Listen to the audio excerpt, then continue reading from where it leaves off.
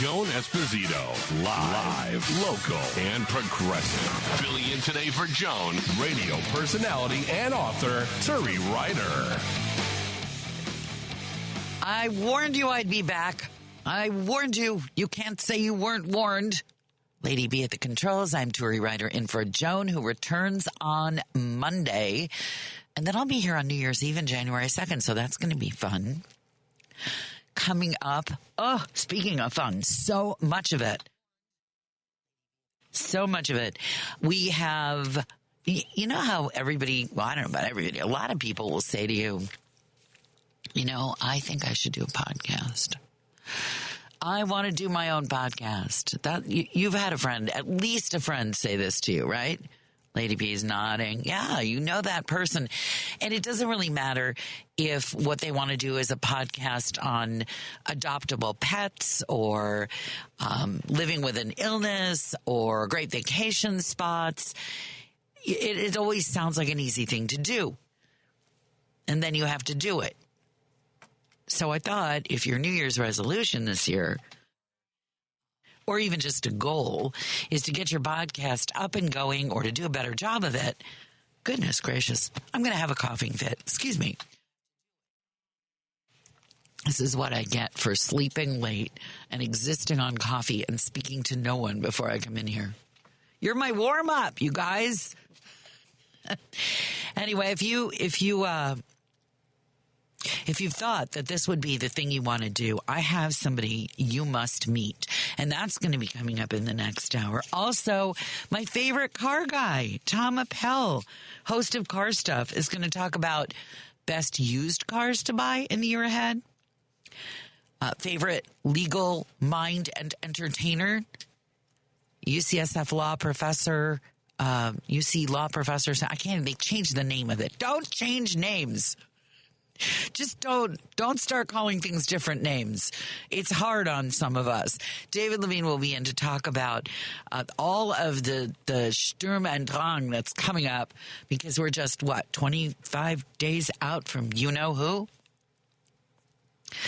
And almost all the people he's appointing not only have social agendas and financial agendas, a lot of them have legal agendas.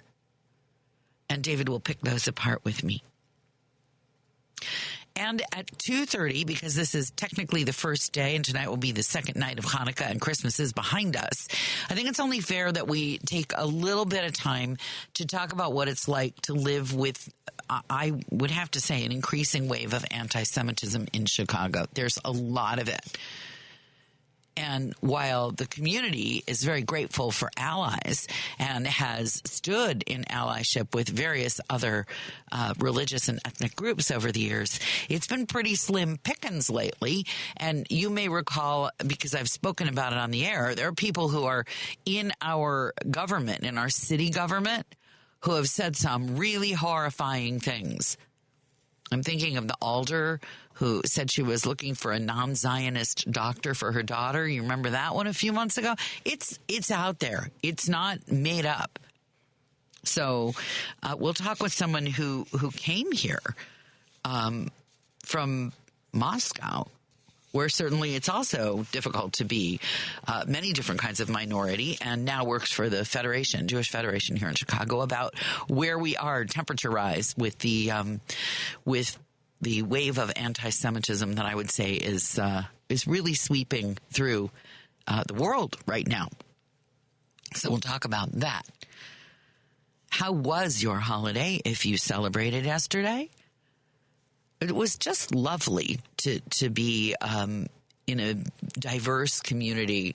I found last night we had folks come round. We're Jewish, so I made latkes. We lit candles, but my neighbors down the street sent over Christmas cookies and some cards. And I have to say, the decor of Christmas is big fun. My neighbor down the block sent this partridge in a pear tree plate. We will be returning it. It's very fancy. And then there were people, there's always, you know how this goes, there's always somebody who sends over something that looks really delicious and is horrifying and made out of stuff that something just should not be made out of at all. I'm looking at you, people who make cookies out of breakfast cereal. What's with that? Really? It's just scary. Lady B, have you gotten cookies that you just go, what is this made out of? She's laughing too hard to answer. And that God bless the New York Times. I think it was the New York Times actually had like creative things to do with food for Christmas that shouldn't be done. Only they called it, I don't know, last minute holiday cookie. If it involves a huge amount of food coloring, let me just say right off the top, that's not a good start. If the main attractive quality of the food is that it is bright, fill in the color here, that's a bad idea. And I'm not exempting my own holiday. Don't give me bright blue anything.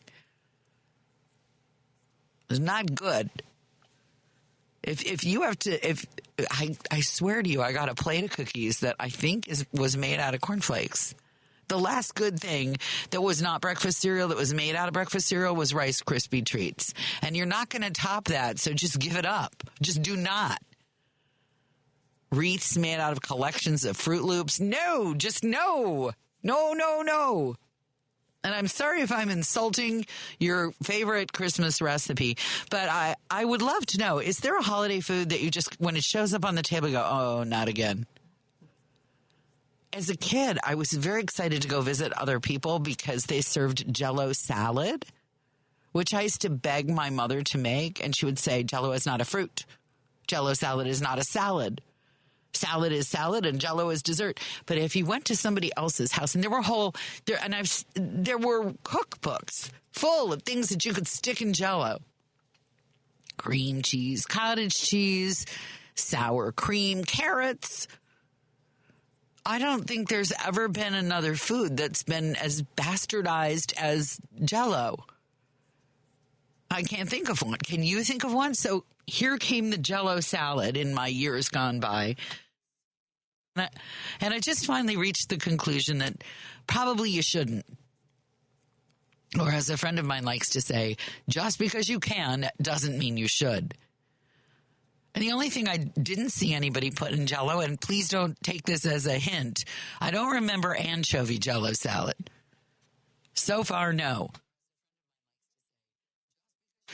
Pizza Jell-O salad. I think somebody got the idea of putting, like cottage. No.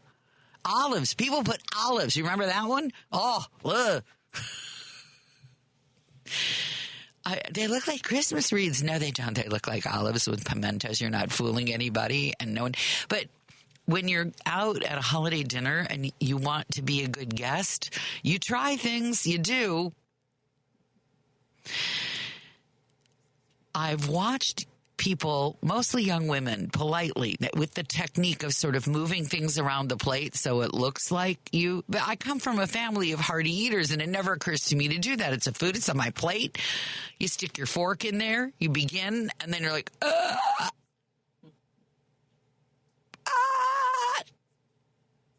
and you can't do anything. It's in your mouth. The Jell-O with the olives and the cottage cheese is in your mouth. And now, what do? What do you tell yourself? You tell yourself, okay, I'm able to drink things like Pepto-Bismol. Surely I can manage this. If I can take, what's that stuff that tastes like chalk, Malox? If I can, when I was pregnant, I was chewing on Tums by the fistful. If I can eat Tums, I can eat a fork full of Jell-O with olives and cottage cheese in it. I can do it. And you try. You try. But this is the other problem. The rise of Jell-O salad, and I think it's a sadistic coincidence, corresponded with the rise in the use of paper napkins. Like if you had a big old cloth napkin, you could discreetly like sort of sniffle and maybe like wipe your mouth and kind of wipe the Jell-O salad out of your mouth and into the napkin. But this wasn't really possible with a paper napkin. And I don't want to be too disgusting here, but I just want to say that it's fresh in my mind because yesterday I got a plate with those cornflake cookies on it. And the big test is in our house, will the dog eat it? And if not the dog, will the chicken eat it? We still have one of our remaining flock. We came out here with a flock of 7. And the last one is, if you don't eat chickens, they live to be, and you care for them, they can live to be really old. This one is 11, I think. She's been through menopause. She lays maybe 2 eggs in the spring. She exists apparently just to freak out the spousal unit and make him worried about her and cause him to have to go and clean out the coop. But she won't eat it. The dog won't eat it. Then I don't think that I should have to eat it. I think that's a good Rorschach for whether something is food or whether it is compost. I hesitate to even put those colored green cornflakes cookies in the compost pile because God knows what's in there. But, this is where you just tell yourself they mean well. They mean well. And somebody likes all kinds of, there's always a reason. Somebody thought it was good. That's my other thing that keeps me up at night when you look at some of this stuff and you go, who thought this was a good idea? Who in their right mind thought this was a win? I do have a Jell-O story I should tell you. We have a friend who's a physician. I won't say where. And he takes care of very, very sick kids in hospitals, among other things. He's a liver guy, pediatric. I don't mean the kind you eat. I mean the kind that's in your body, pediatric. And periodically he would get these emergency phone calls that he had to come in because a kid was puking up blood. And after the 5th time where it turned out to be red Jell-O, he banned red Jell-O. Nobody in this entire giant hospital system can get red Jell-O.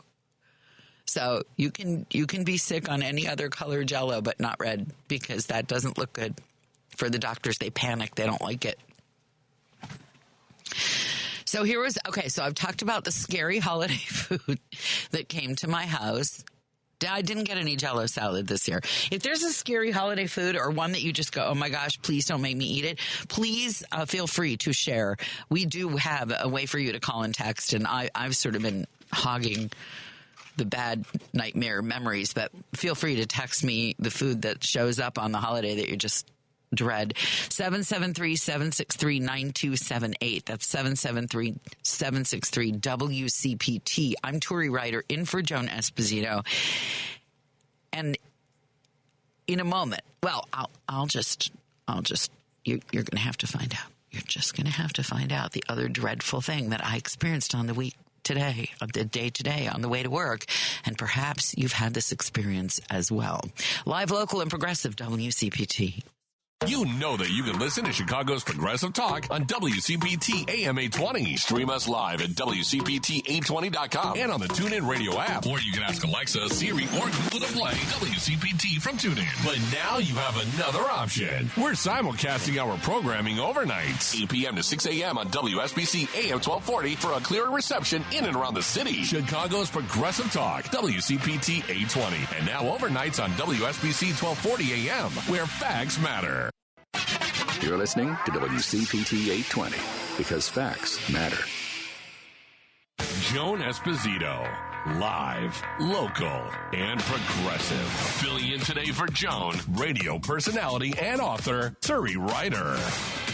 It's just about 20 minutes after 2 o'clock. Seared into your memory, the horrible Jell-O dessert or Christmas cookie or other food item.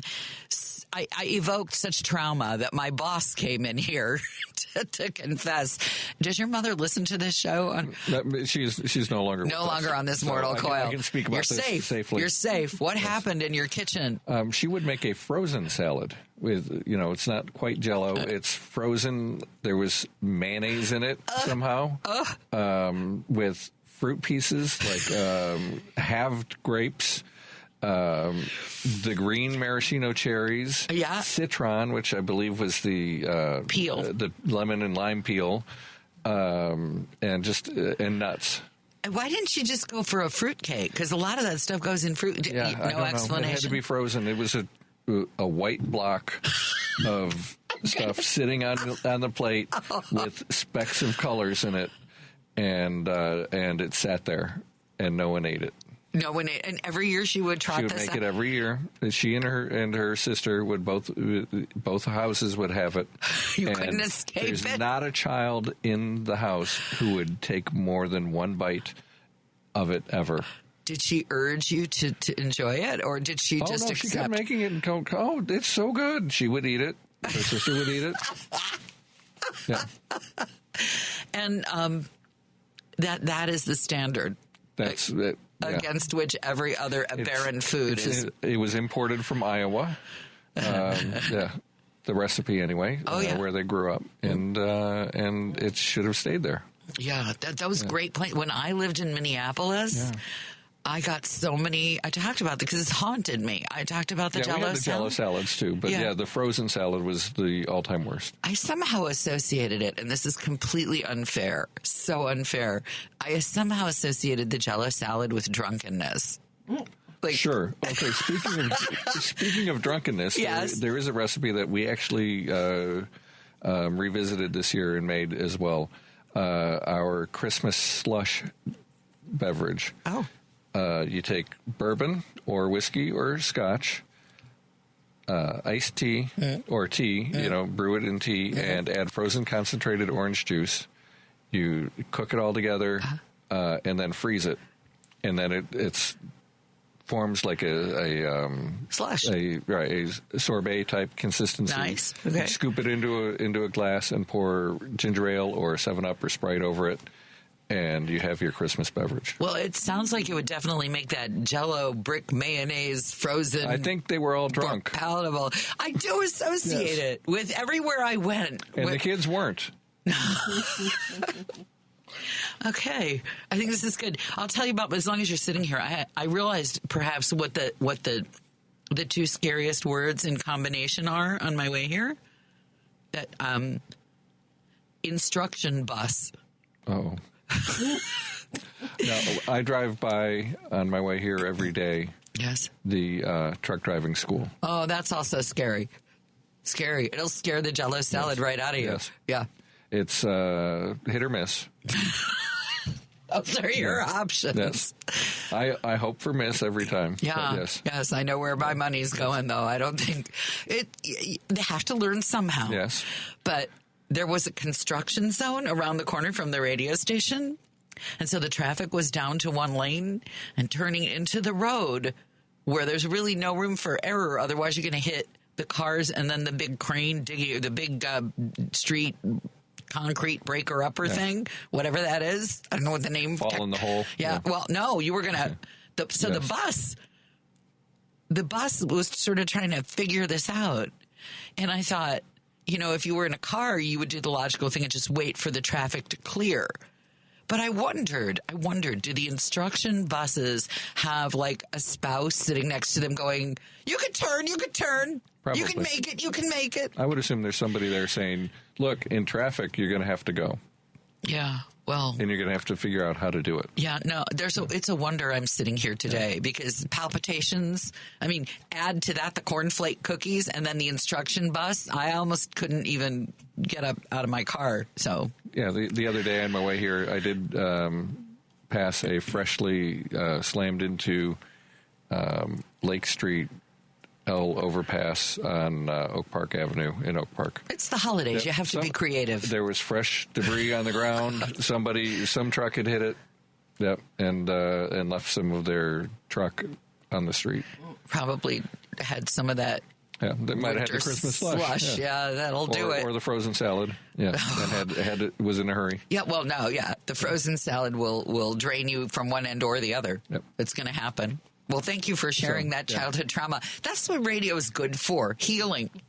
Yeah, and my mom did give me the recipe. Okay.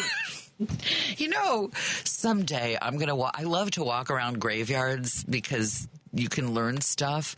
Someday I will see a gravestone with a recipe on it. Someday. This is what did it. Someday I'll walk into a graveyard and it will say, Maria Smith, and this is what did. Yeah, this is the fateful. Yeah, don't make this recipe, or you'll be here. It hasn't happened yet, but it might. It could happen. All Thank right. you, Happy Matt. holidays. And to you. And to you. This is what I love about working over the holiday season. You know, you learn so much about your fellow broadcaster and listener. Oh, here we go. Hey, the 60s Hello mold, I don't know if that's deliberate, but I like it, was the green Jell-O with pineapple, nuts, and cottage cheese. Hi, Turi. The worst dish is sweet potatoes covered in marshmallows. Some people really dig those. But in my house, that's where the bourbon shows up, by the way. You can, if you don't mind having alcohol, and we have nobody with a problem with alcohol in our immediate family, you can really put a lot of bourbon in sweet potatoes before anybody goes, hey, these taste more like bourbon than sweet potato. And for some people, that's the goal. I'm just saying. I think just about anything tastes better with bourbon on it or in it. Yeah. And I'm not even a big drinker. I feel like the mark of the scarlet L for liar is on me, but no. I feel like to you, I sound like those people who claim to read Playboy only for the pictures, but really I do like bourbon only for the flavor. I bake fish in it, and I mash sweet potatoes in it. I just made 6 people queasy. Fish? You put fish in your bourbon? Well, I do. So I'm just, the holidays. What other weird food did someone throw at me this season? There are so many things. So many things. And then here's the thing. If you grow up in a house that separates kinds of food like meat and dairy, there's stuff where you don't expect there to be meat. And then you look down and you say, why does this potato have bacon on it? How did that? And for everybody else, that's just normal. If you grow up in a vegetarian house, you don't necessarily think about that. You just assume. And so you have to learn, like if you grew up in a house with particular dietary restrictions, like you grew up gluten-free or just annoying, depending, and you're used to just having no gluten in your food, and I'm telling you this because I did a bad thing. We know a young woman who's just allergic to absolutely everything. And she's a vegetarian. So I was so proud of myself. I made homemade gluten fake meat for her. I worked hard at it. And she sits down at the table and I said, look, I made the homemade. And she says, gluten? I said, yeah. She goes, oh, I'm allergic to gluten. I'm just like, there's a moment where you just want to throw the plate. You go, oh, fine. Here's some water. Enjoy. But you try. It's a challenge. You try. And then there are always the people, and they'll say, oh, no, don't go to any trouble. And then they'll give you a list of 75 things that they can't eat. And they have it printed up. They'll send it over. At a certain person, you just want to go, here, I caught this pigeon on the roof for you. Pluck it and eat it. You just, there's nothing else for it. But at least it's not frozen Jell-O. Oh, I just remembered something else. The mayonnaise. People tend to stick mayonnaise in stuff where you just kind of wonder how that happened. A certain person I know, I won't say how, used to regularly bring something called a mayonnaise cake.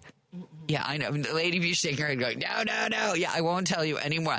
You're lucky. You are saved by the bottom of the hour and coming up something almost as sad as the mayonnaise cake, the state of anti-Semitism in Chicago. But it's not, there's going to be hope. I promise you, there's going to be some reassuring things in this. It's not just going to be a complete downer. Why? Because we won't have it around here. It's Joan Esposito's show. We are WCPT Live Local Progressive. It's just about 2:30. Tonight on Democracy Now! In one of his first TV interviews, we'll speak with career U.S. diplomat Michael Casey. He resigned in July from the State Department over U.S. policy in Gaza. And a damning new investigation by the Washington Post finds more than 3,100 indigenous students died at boarding schools in the U.S. between 1828 and 1970. All those stories and more tonight at 10 on WCPT 820. This is Chicago's Progressive Talk, 820 AM, WCPT Willow Springs, and online at WCPT820.com, where facts matter. Joan Esposito, live, local, and progressive.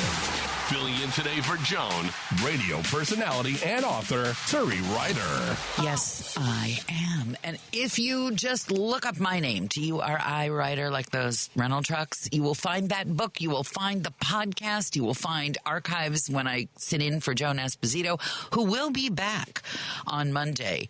And if you're looking for even more entertainment, it doesn't end when Joan's show ends at 5. It continues with Patty Vasquez. She is behind the microphone tonight, and she will be talking to Patrick Cortese, chair of the McLean County Democrats. Are you starting to feel like an endangered species when you put Democrat after your name? I am. Driving it home with Patty Vasquez. That's why we're hanging out here together strength. Like how the bees in the hive just ball up so that they can share their warmth and vibrate their wings. That's what we're doing here. And you can do some more of that with Patty at 5. It's been a difficult year and some months for Jewish people in Chicago. Things are not easy. Things are not calm. People who, with whom one may have assumed one shared an affinity, an allyship, if you will, have turned out to be not so friendly. And we're not talking politics. We're talking just plain old bigotry. It's hard right now to be Jewish in Chicago, in Illinois, in the United States, around the world, really. So I thought we would take a moment to look for some bright spots, check out the rotten parts here in Chicago by spending a little bit of time with Jane Charney. She's the Associate Vice President for Local Government Affairs at the JUF. That's the Federation here. She builds relationships with elected and appointed officials throughout Metro Chicago, which is one of the reasons I really wanted to talk to her, because we're seeing some scary indicators amongst elected officials on the Democratic and progressive side. And it's causing, or maybe it's not, we'll ask her, something of a reshuffling. Jane, welcome to WCPT. Thanks for being with us. Thank you so much for having me. Glad to be here. Well, let's just start with a general tone, like how I notice all the bad stuff, but people tell me that I look for the bad stuff. Where are we in terms of being a city, a greater Chicago area where Jewish people feel safe? Let's start with the basics, feeling safe. So I think it depends where you are, and I think it depends how you define safety. For one, let's look back about 14 months ago after the October 7th Hamas attack on Israelis, when 1,200 people were murdered, 250 kidnapped. For sure, a lot of us in the Jewish community felt scared, felt unsafe, wanted to reach out, wanted to feel empathy and sympathy and compassion from our partners, from other communities. And unfortunately, many of us didn't see that. So that made us feel like we needed to turn inward and really look for safety and look for compassion from within our community. Let me pause you right there, because right after it seemed like we did get that, right after it happened, where from my perception, there was this groundswell of support, because as the book now says, the world loves dead Jews. Like, people were very sympathetic until the war actually began, and then it all switched. That was my perception, but you don't see it that way. I think a lot of folks in our community expected a greater recognition of the trauma that we were experiencing. And it looked to a lot of people who hadn't ever thought that such a thing could ever happen, that this was a reorienting of the world, right? It became a huge chasm between people who felt compassion, right, for Israelis, felt that Israelis deserved empathy, that Jews needed to be checked in with, and then lots of folks who immediately turned the blame onto Israel and Israeli policies. For a lot of folks would say, oh, my God, is anti-Semitism at a 10 now? And I'm thinking, you know what? Those of us who work in this arena have known for a long time that anti-Semitism, unfortunately, is a real thing, that it continues to exist both on the right and the left. And it went from like a simmering 4 to like a 7.5, not from a 0 to 10. Well, I can say from personal experience as a talk show host in this city that I understand that it's always been there. And every station I've ever worked at, there's always a file of anti-Jewish letters that I get, some personally threatening, and everybody I've worked for knows this is, if something should happen, look here, because these are all the people who've threatened and objected to my presence on the earth. So I'm aware that is. I've had it from coworkers. I still remember a conversation with a right-wing talk show host who was on my radio station, and it was one of those "you people" kind of conversations, and it's around for sure. So you knew it was there. Were you at all surprised by the shift? And I also want to separate out, because if we don't do this ourselves, I'm going to get an earful on the message board here. I want to separate out complaints about Israel's policies, which certainly leave plenty of room for objection, just as America's policies leave plenty of room for objection, from being an anti-Semite. And I want to make that stipulation, and I'm guessing you would do the same? Absolutely. You know, questioning or criticizing the policies of the State of Israel or the government of the State of Israel has never been a problem, right? God knows, and one of my colleagues says this all the time, the most criticism of Israel happens in Hebrew, right? Yeah. We've seen vocal protests among Israelis, right? Protesting their government, protesting various actions of the government and decisions. What crosses the line is this idea that Israel is illegitimate, that it doesn't deserve to exist, that all Jews are guilty of the policies and actions of the State of Israel, right? Israel is more than just the modern state. For so many of us, Israel is something that we look to for a giant portion of our Jewish identity, right? And you can criticize the policies all you want. It is when you start thinking, oh, well, Israel is at fault for all the evil in the world, right? Well, if we only solve the Israeli-Palestinian conflict, then the entire world will just be a happy-go-lucky place. Well, before there was in Israel, there was plenty of anti-Semitism in the modern state, right? Yes. So let's turn back to Chicago and the people with whom you deal on an everyday basis. What does your day look like? When you get an alderwoman posting on TikTok that she wants a non-Zionist, an anti-Zionist doctor for her daughter. It's a tongue twister. What happens in your office when you see something like that? I mean, first of all, it's deep, deep disappointment, because it is yet another way that we can understand that people know so little about us, right? They don't understand the Jewish community. They don't understand what Zionism is. It has become this dirty word, right? And in reality, Zionism is the idea that Jews, like any other people, deserve the right to self-determine in our ancestral homeland. And let me qualify that. Our ancestral homeland, right, the land of Israel, covered so much more of the Middle East than it does now. Nobody wants all of the land.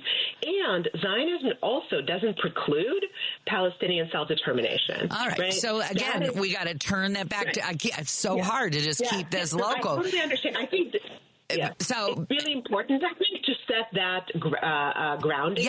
Yes, it is. Because what happens is, what we see so many folks misunderstand what Zionism stands for, what Israel is, who the Palestinians are, what the Palestinians want, etc. Right? And again, I'm not going to talk for Palestinians because I am not Palestinian. What happens then is, if we have a connection to somebody like Alderwoman Rosanna Rodriguez Sanchez, then absolutely we will reach out to her, or we will reach out to folks who live in her ward who are also connected to JUF. we hope to build a conversation. It is vitally important for me as a person who is representing not just Jewish Federation as an organization, but also the Jewish community at large, right, to build relationships where we can. Okay, yes, I mean, pausing you then. That we're not able to do that with. I want to direct you again to another incident and ask you how these conversations go. But the most recent incident was the mayor's appointment to the, what did he appoint the guy? School board? Head of the school board? For like 5 minutes, who said just horrifying, basically blood libel, and every kind of hideous thing. And how does that even happen, that people who believe that one group of people, any group of people, is responsible collectively for evil in the world? How does that skate by in a major political appointment scenario in your experience? It seems to me that was a huge vetting problem, and it doesn't appear that whoever was vetting the candidates for the school board actually did their job. The funny story here is that the person who was appointed to the board, Michael Johnson, he had been in relationship with many Jewish community organizations in the years prior to October 7th. Yes. And it was after October 7th when he went down some rabbit hole, right, and really turned away from his connections with the Jewish community and became a conspiracy theorist. Well, the hard part of that is that when the community rises up and says this is rabbit hole conspiracy craziness, and they make enough fuss, and then the guy has to quit, the people who are building up these paranoid scenarios say, see, they do control it. See what they did there? See what they did? It's a no-win. Story here is, yes.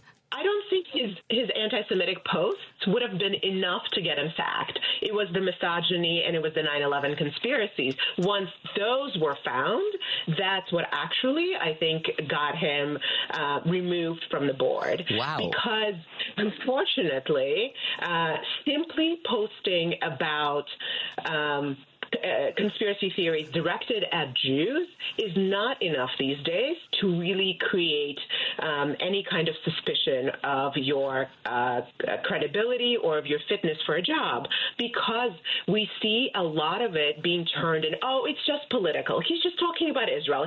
He's just pointing out all the things that Israel does wrong, right? And then what we know as Jewish people, our name as a people is the people Israel, right? And so it's really hard to separate when these conspiracy theories name us as culpable for Israel's actions. All right, so hold off there. I have more questions for you. I'm sure other people have more questions for you. So just stand by. You are hearing Jane Charney. She's the Associate Vice President for Local Government Affairs at JUF Chicago.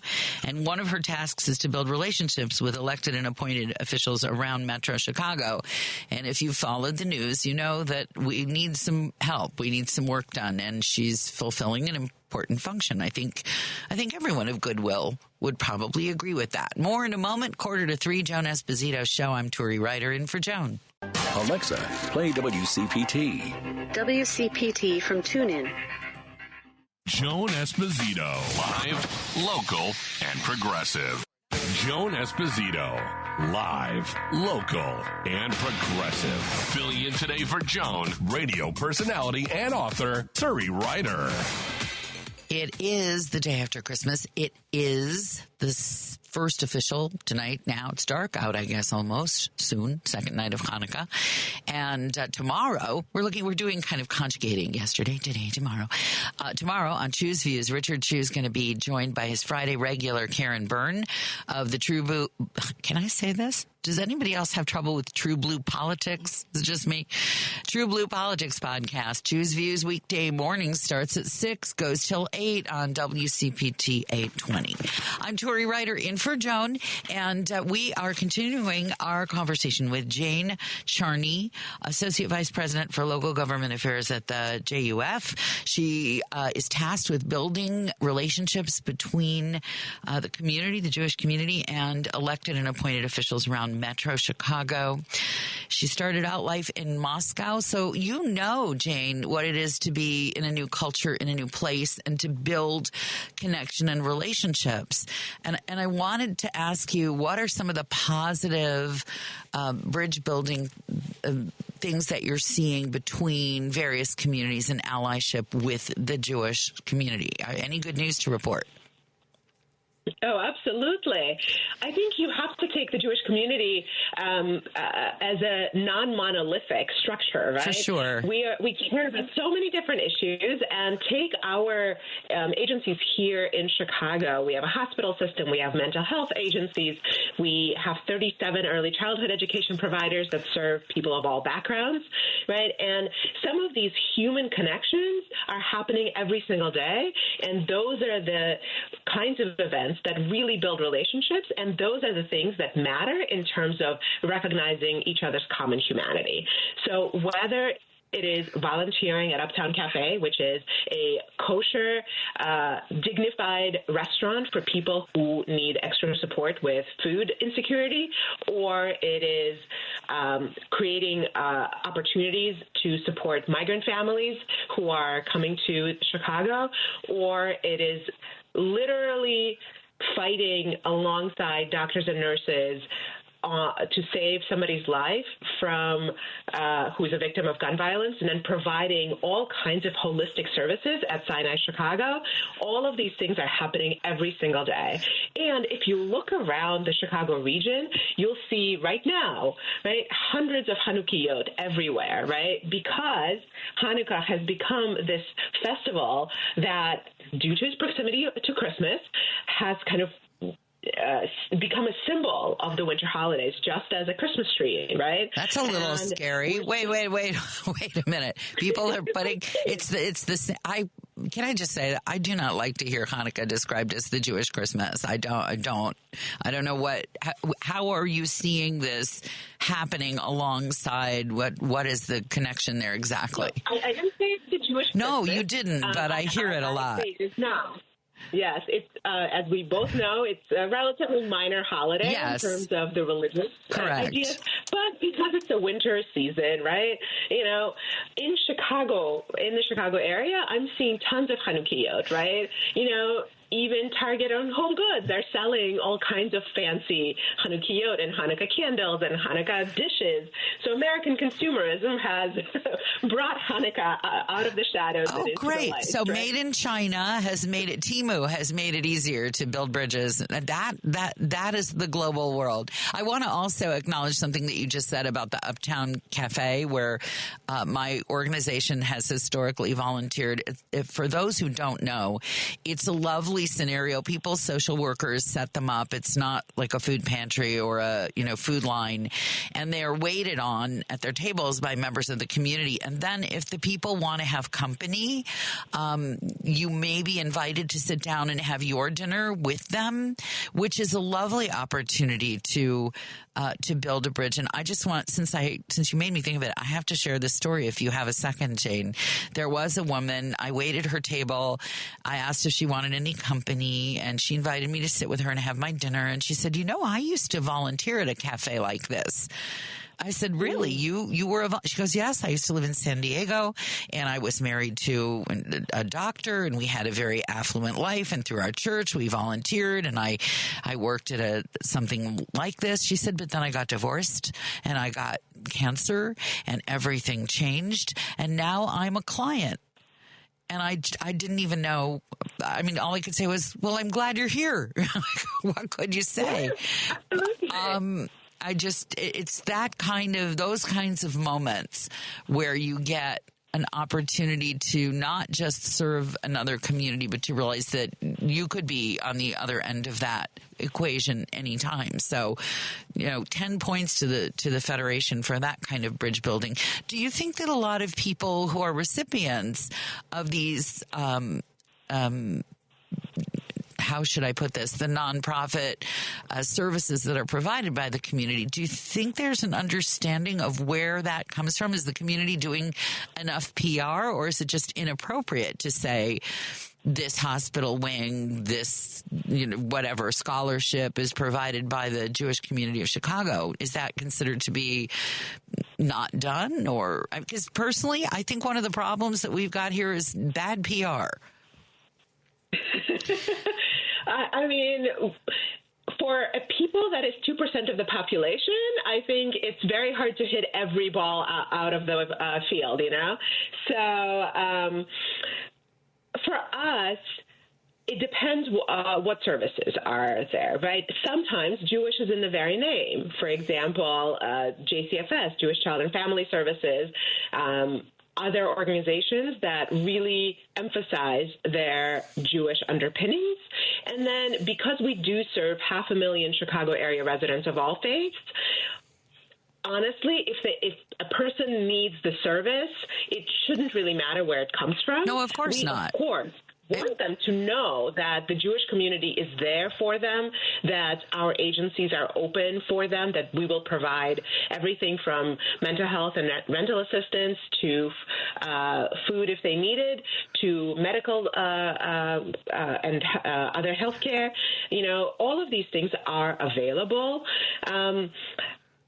I think sometimes it's about really providing the service first and foremost. And then if they want to have a conversation about why am I volunteering or why am I here, and of course, not everybody who works in our agencies is a Jewish person. Of course not. No. And it's about really, again, recognizing the common humanity. And I, as a Jew, I've worn my Star of David, and I'm very open about being a Jewish person. And I lead with that a lot of the time. I think in America, too, we have lots of Jewish folks who may not necessarily be comfortable with leading with that. They participate in Jewish causes. They donate to the Jewish Federation. They volunteer at Jewish events. And unless they're specifically asked to talk about their Jewish journey, it can be uncomfortable, especially if you're not used to it. Yeah. I'm frequently the person, the first Jewish person somebody might meet. Really? And yeah, it happens quite often, honestly. Wow. And, Chicagoland area is huge, and you've got communities that haven't met the Jewish person before. I used to get that a lot in Minnesota, but not so much here. With the minute or so that we have left, I've heard from a lot of parents, Jewish parents, who are worried for their kids. Is that a real worry? Should they be worried about, having their kids out there in the world? Should they tell their kids, hide your Star of David? What should people be telling kids in these times? I will never advise anybody to hide their Jewish identity and hide their Star of David. I think the more proud we are of our community, of where we come from, of who we are, the stronger we are and the more likely we are to thrive. But I will say that, yes, there are places where Jewish kids are deliberately made to feel uncomfortable because of the way that, teachers' politics are, or of the way their fellow students perceive them. And again, it goes back to a misunderstanding of who Jews are, where we come from, and how non-monolithic we are. Yeah. And it seems to me that teaching our kids, like I'm teaching my own 12 and 9-year-old, that we are proud of who we are and we have to stand up for ourselves. It means educating others. It means recognizing our common humanity, but it cannot mean diminishing our own identity. Well, I think that's very important for for us to respect about ourselves and expect from others. And as you were speaking, I was just thinking of all the walkouts that happened in public schools and the teachers who were encouraging a political walkout that made a lot of students feel like they were in trouble. Let's put it that way. So there's much work to do. I'm excited that next week when I fill in, I'm going to introduce people to somebody from the Arava Institute, which is a group in Israel that brings in people from numerous Arab countries and the States and the West Bank. And we're going to talk about peace building through environmental action. And that's going to be, I think, a good thing for everyone to hear. But I'm really glad we heard from you today. Thank you so much. That's Jane Charney, the Associate Vice President for Local Government Affairs at JUF.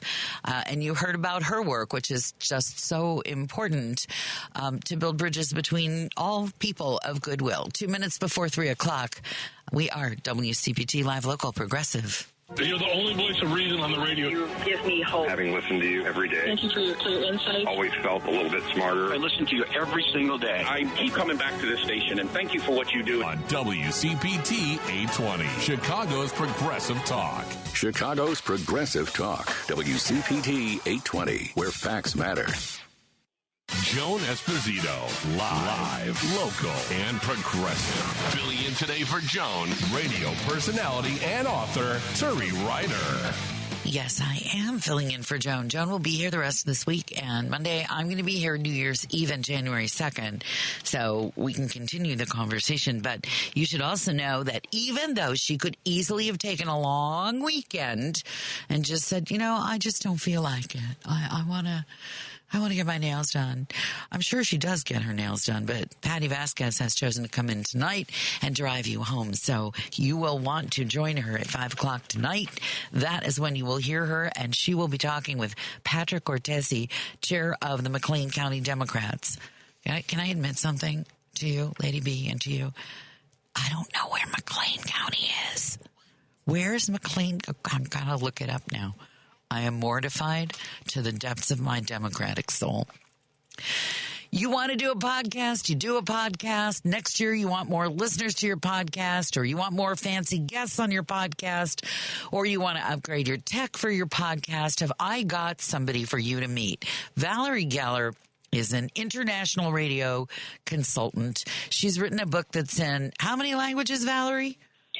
It's in 9 languages. 9 languages, including at one point it was Estonian, right? It was an Estonian version. We have it in Turkish, Hungarian, Albanian, Bulgarian. It's crazy, really. Well, because people want to know how to communicate. This is Valerie Geller, and full disclosure, she is like my best friend probably, or one of my very best friends. Let's put it this way. If I go down in a plane crash, the spouse goes down in a plane crash, Valerie agreed to raise the big and small cutie, and I edited this book, but there's no money in it for me, although one year I did get a big bag of chocolate-covered almonds and a rocking horse. But other than that, no money. So I just need to put that out there because you'll see my name if you get this book, her new book. So just, promote the book for half a second here. Can you do it in 30? Shamelessly, blatantly promote it. Yes, please, 30. All right. First of all, as you know, it's not really a book about radio or podcasting. It's a book about communicating powerfully and keeping, and growing and engaging audiences through the sheer power of your personality and through storytelling. Well, that works in any media, as we know. And also joining us, I can't believe we're so lucky, Phil Hendry is actually one of the few people walking the planet today who makes a living with a widely successful and, by the way, hilarious podcast and online presence and social media presence, and also an old and very dear friend of mine, and possibly the only man in the United States who's allowed to make a comment about my backside. So, and he's here too. Phil, welcome, WCPT. I thought I'd just get that out of the way ahead of time to save you the trouble of mentioning it. I haven't mentioned your backside, but once, I think, in the last 5 years, maybe. It sticks with a girl, let me tell you. You get that once in public. I just want to say this is about my book, not your backside. Thank God for that. Because your book, your book is increasing, and so is my backside. But we'd rather see your book expand and thrive and prosper. And so we'll just go in that direction. And by the way, the names of the podcast for Phil Hendry is The World of Phil Hendry. And Turi Ryder also hosts when she's not on this radio station. She is the host of She Said What, which is a fantastic podcast. Well, thank you. but I honestly have to say that Phil's trajectory is almost a case history of what you recommend in your book. Phil, you want to talk about how you went from radio to podcasting and some of the stuff that Valerie talks about. You're a contributor to the book, so it's fair game. How did you make that transition, and what do you tell other people who say, I think I'd like to do a podcast? I think during the last couple of years of my radio show, I became aware of internet radio is what it was called. My agent even said to me, have you tried internet radio? That's when I knew radio itself was sort of, done that. So I was aware that the internet existed. I was aware Jimmy, I'll mention some comedians that I know that were already doing it and making money. And that's when I said, wow, you can do a subscription fee? Oh, sure. And everybody does Patreon. We actually do subscription. And what I did, basically, to answer your question, is we went ahead and recorded a podcast much like a radio show. Only I didn't get calls, so I was doing all the voices and characters and entertainment stuff myself, and we'd upload this thing we had a platform. It was Sideshow Network. And platform, by that, folks, I mean like SoundCloud, an advertising platform. People that'll push your ad money. If you don't have one of those, iTunes will take your podcast directory. There are ways to get it out there. Fortunately, because of my radio show, I was able to make contact with advertising platforms, and then the podcast was placed on that and then launched into other directories. And, because I was in radio, people knew my name, and so started to subscribe. Well, Valerie, you talk a lot about when you begin, what your expectations should be, because as Phil points out, he came with sort of a built-in audience. Phil's audience is like no other. They're rabidly devoted. I mean, he could stand in front of a microphone and flip a rubber band making a pinging sound for 5 minutes, and people go, my God, that's the most brilliant thing I've ever heard. And if Phil did it, it probably would be. But for most people, it doesn't go like that. I just stood on my head one time for 5 minutes. Did you really? I stood on my head, but I did the show, and I said, do you guys know that I'm standing on my head as I'm doing this? That's all I said. But oh, God. But this is the thing that's great about Phil, by the way. He's so visual that whether he's standing on his head or not, you'll believe it. Yes, you'll believe it. And that is one of the beauties of audio medium, because it's the imagination.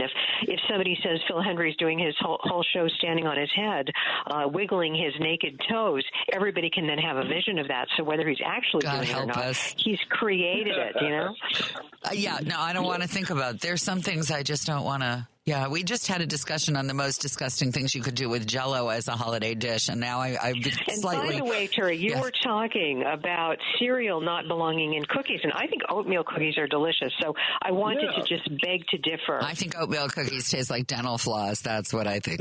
You're wrong. You're absolutely wrong. When they're well made, they're wonderful. You know what? That sounds like you like my cat. You either like cats or you don't like cats.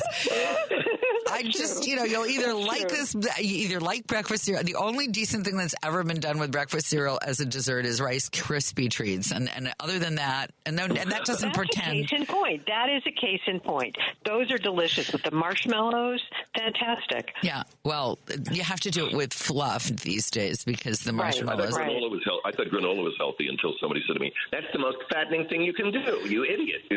I was eating granola for weeks at a time, and I thought I was being healthy, and they said, no, you're eating food that's going to turn you into a blimp.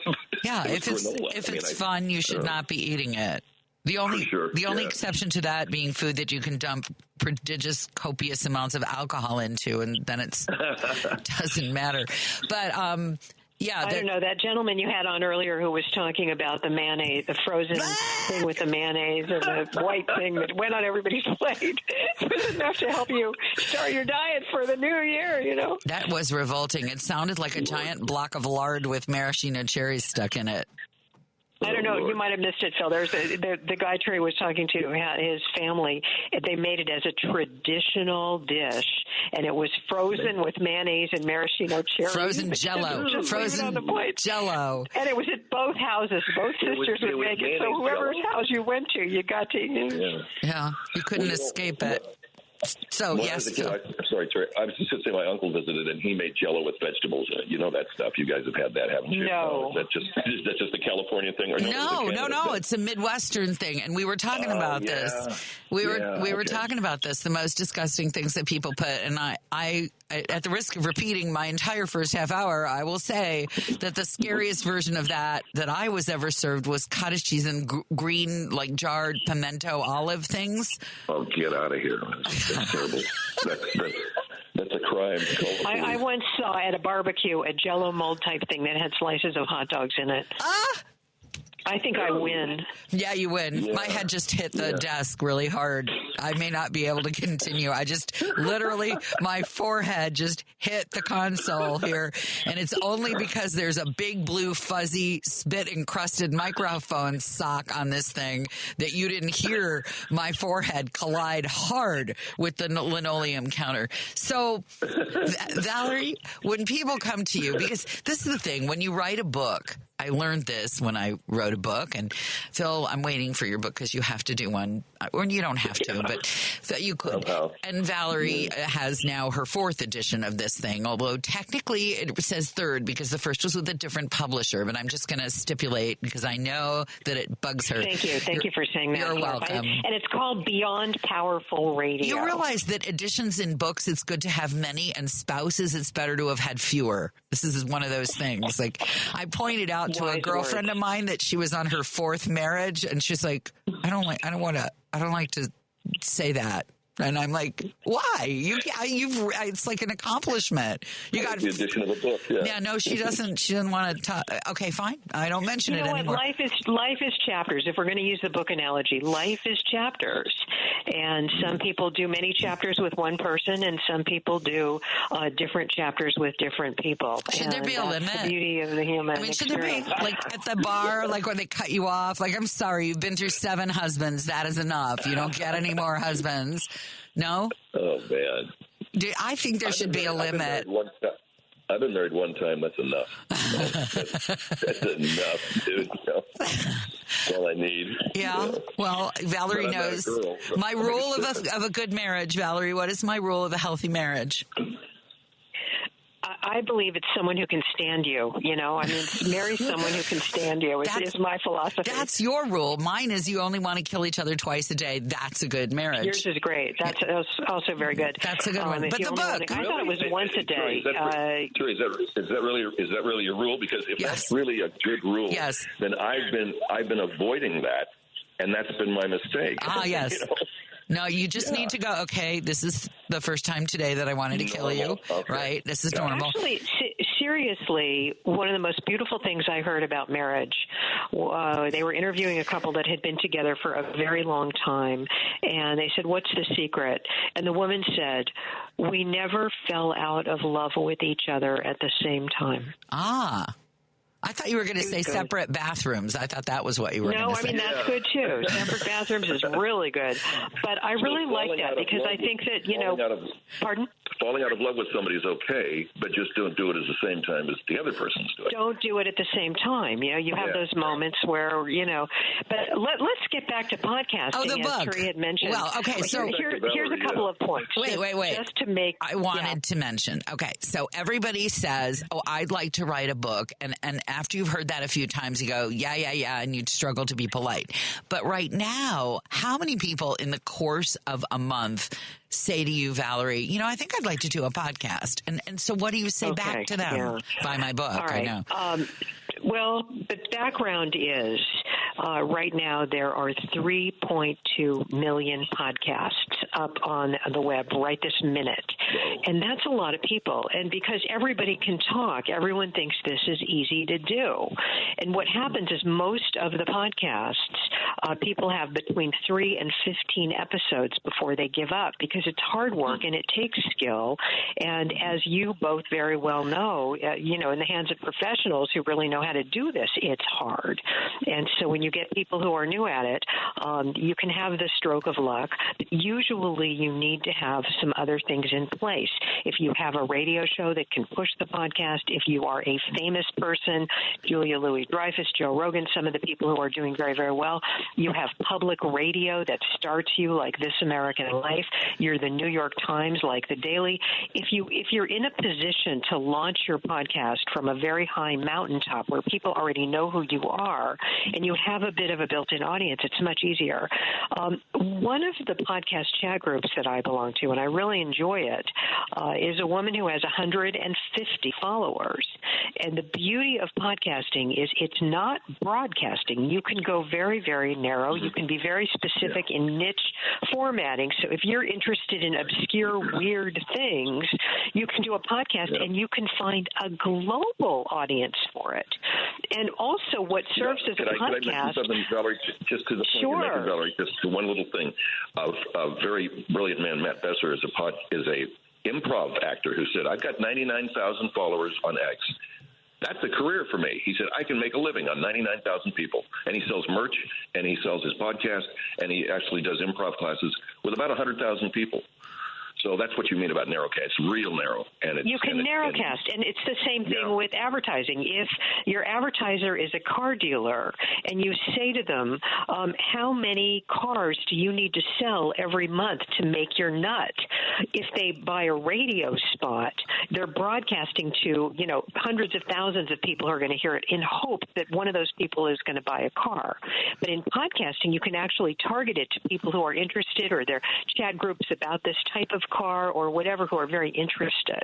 And so you can target specifically with the data, the metadata that we can gather right now and aggregate. You can really see who's going to be interested. So, for example, if you do a podcast, I had a really subversive thought. Like, what kind of people? What's your subversive thought, Phil? What kind of people are listening to your podcast? Your podcast is so diverse, and so I love it because it's weird, and I don't think you'll be offended. I got to meet them. Well, Phil is funny, and he's sharp. I want to know.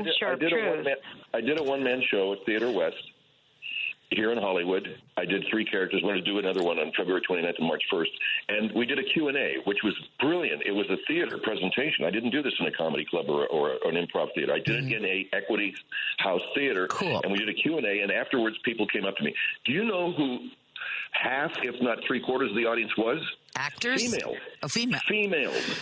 You take a look at the people who listen. Well, we already know girls like Phil. We know that. Yeah. No. But this is something, Valerie, you need to figure out for me because I don't get it. Okay. About 80 to 90% of my listeners are male, and yet the people that showed up to see me live were female. Oh, that's a sex appeal thing. That's what that is. What's that about? Totally sex appeal thing. Sex appeal? Absolutely. So here's the thing. Man.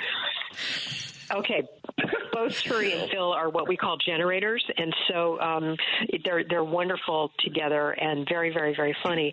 One of the things that we know about audiences and audience research is that men may be more responsive in calling and being very vocal and writing to you, texting to you, but women tend to sometimes be more silent, and they will show up for events and they will be silent, but they are listening.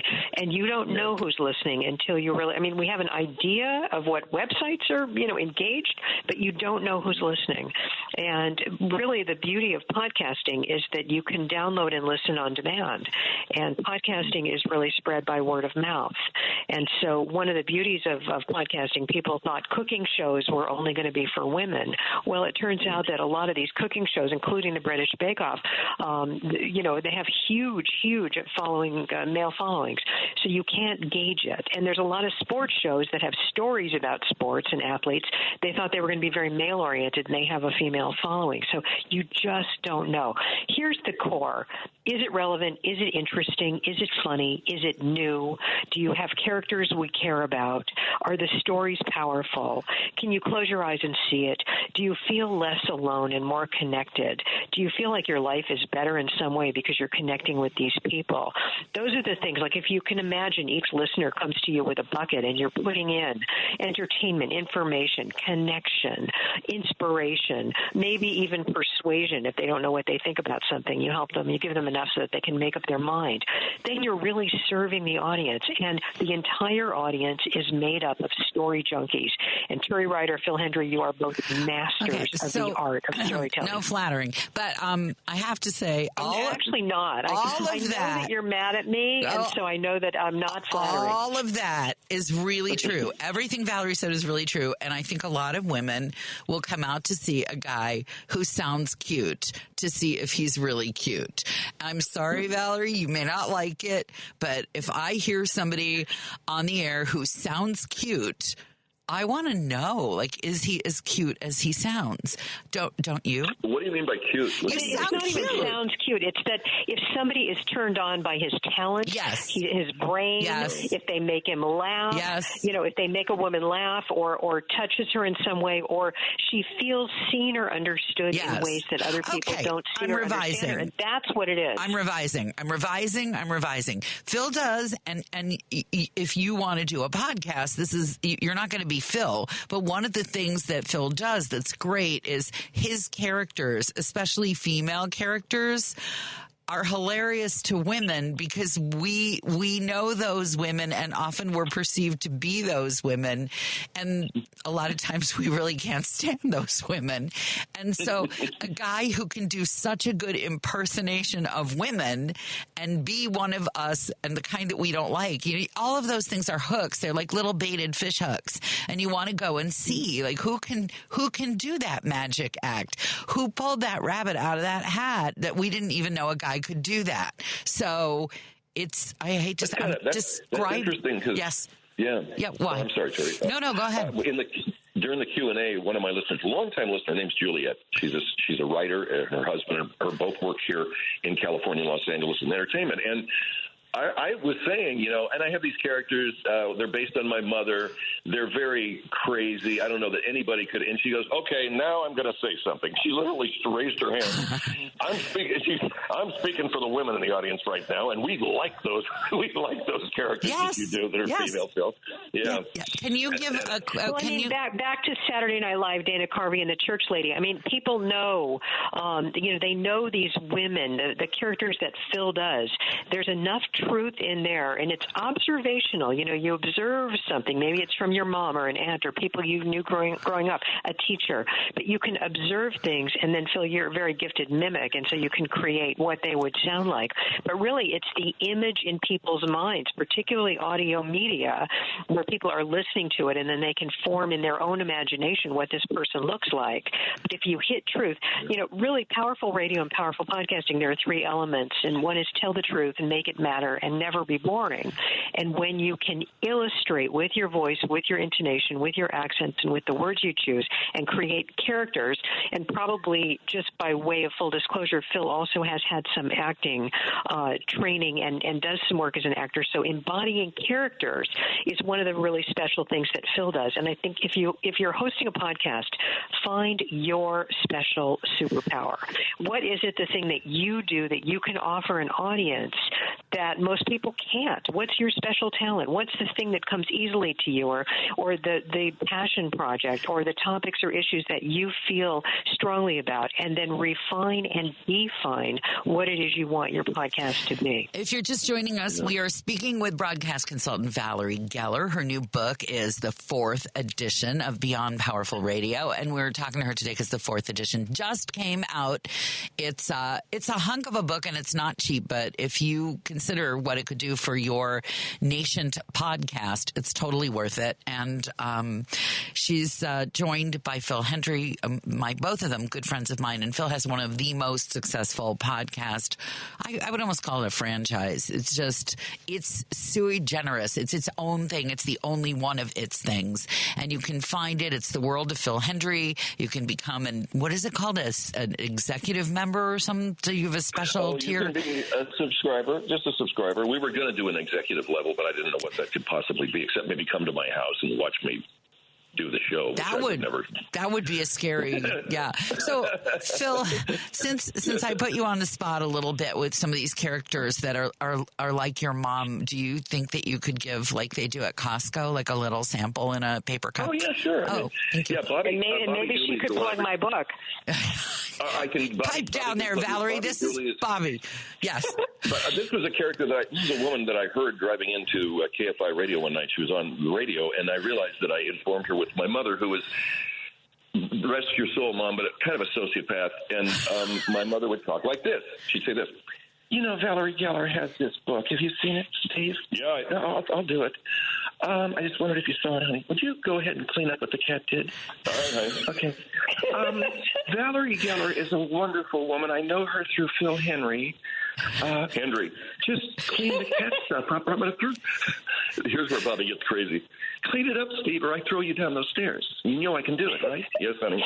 All right. So Valerie has a wonderful book, Creating Powerful Radio, Creating Power. Valerie is something that we don't have, that Phil doesn't have in the radio business. She is a consultant who's actually good at it. See? And she's a consultant who actually knows radio, loves it, and had she been in charge of about 50 radio stations, there might still be a radio industry. I'm Bobby Dooley.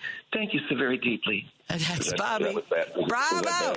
Bravo! We're all clapping. Thank you, Phil. Actually, the book is called Beyond Powerful Radio, and I'm going to give a website. It's beyondpowerfulradio.com. Yeah, and nobody here has to clean up what the cat did. I'm just going to point out. Yeah. Phil's the only one with a cat. I think. How is the cat? Thunder is a senior cat now. She's on renal food. She's on renal diet stuff, but she's still... You know, there's probably a podcast that can help Thunder live longer. Oh, God. I'll tell you, man, there must be. Yeah, somebody. What you said is so true, Valerie. Find your secret power. And I don't know that people think that they have one. They think they have to go out and go beyond themselves. And, I got to do a podcast. Maybe I should sing. Maybe I should dance. Maybe I'll bring in guests. No, what story do you want to tell? Where have you been? And a lot of people it's what story do you want to tell, and also where are your passions? Yeah. What lights your fire? What makes life worth living for you? And what is the thing that you would share with people, podcast or radio show aside, that you want to share with people, that you want to shout from the highest hill? That's the thing, you know? Well, before we take a moment where I will go grab more coffee, I will just say that one of the great things about Valerie's book that I love is that she gives people permission to have a time stop for their podcast in her book. Like, if you commit to your podcast, it's not a life sentence. And I want to talk a little bit more with you in a moment. Yeah, it sometimes does feel like that, doesn't it?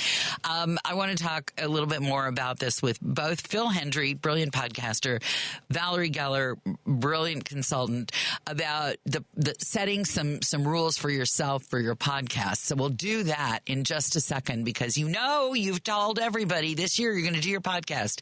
It's 3:21. I can't say the time all of a sudden. This is all your fault. It's not my fault. It's 3:29. I'm Turi Ryder in for Joan Esposito on WCPT Live, Local, and Progressive. This is Chicago's Progressive Talk, 820 AM, WCPT Willow Springs, and online at WCPT820.com, where facts matter. Joan Esposito, live, local, and progressive. Filling in today for Joan, radio personality and author Turi Ryder. I have some very important information that I just learned. McLean County is Bloomington normal. Thank you. God bless the listeners. You learn so much. It is. More conjugation here. WCPT Joan Esposito Show, 332. I'm Turi Ryder in for Joan, joined by, I should mention, he's not just a brilliant podcaster. He's also the subject of a recently released documentary and recently inducted into the Radio Hall of Fame. That would be Phil Hendry. You can find him online. Just make sure you spell his name right. It's Hendrie. And Valerie Geller, world famous broadcast consultant, not just for broadcasters, but also for podcasters. Her new book, Beyond Powerful Radio, is out.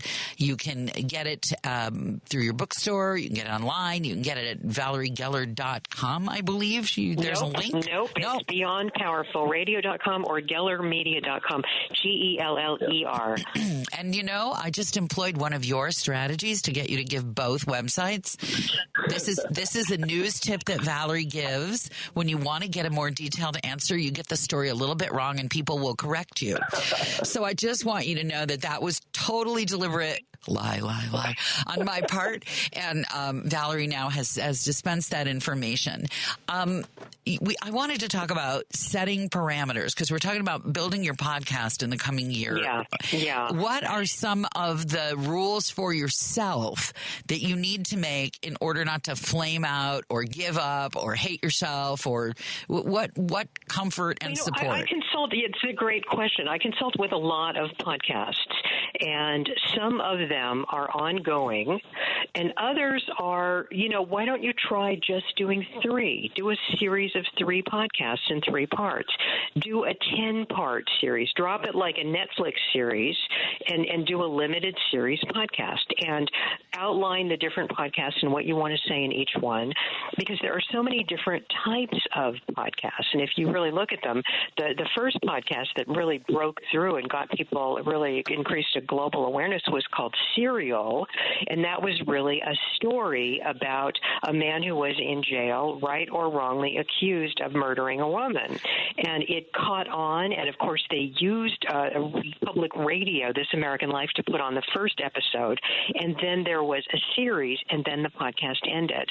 And because most people only do up to 8 or 15 episodes anyway of their podcast, why not start out, instead of looking at being at the bottom of Mount Everest and going, how am I ever going to climb this thing?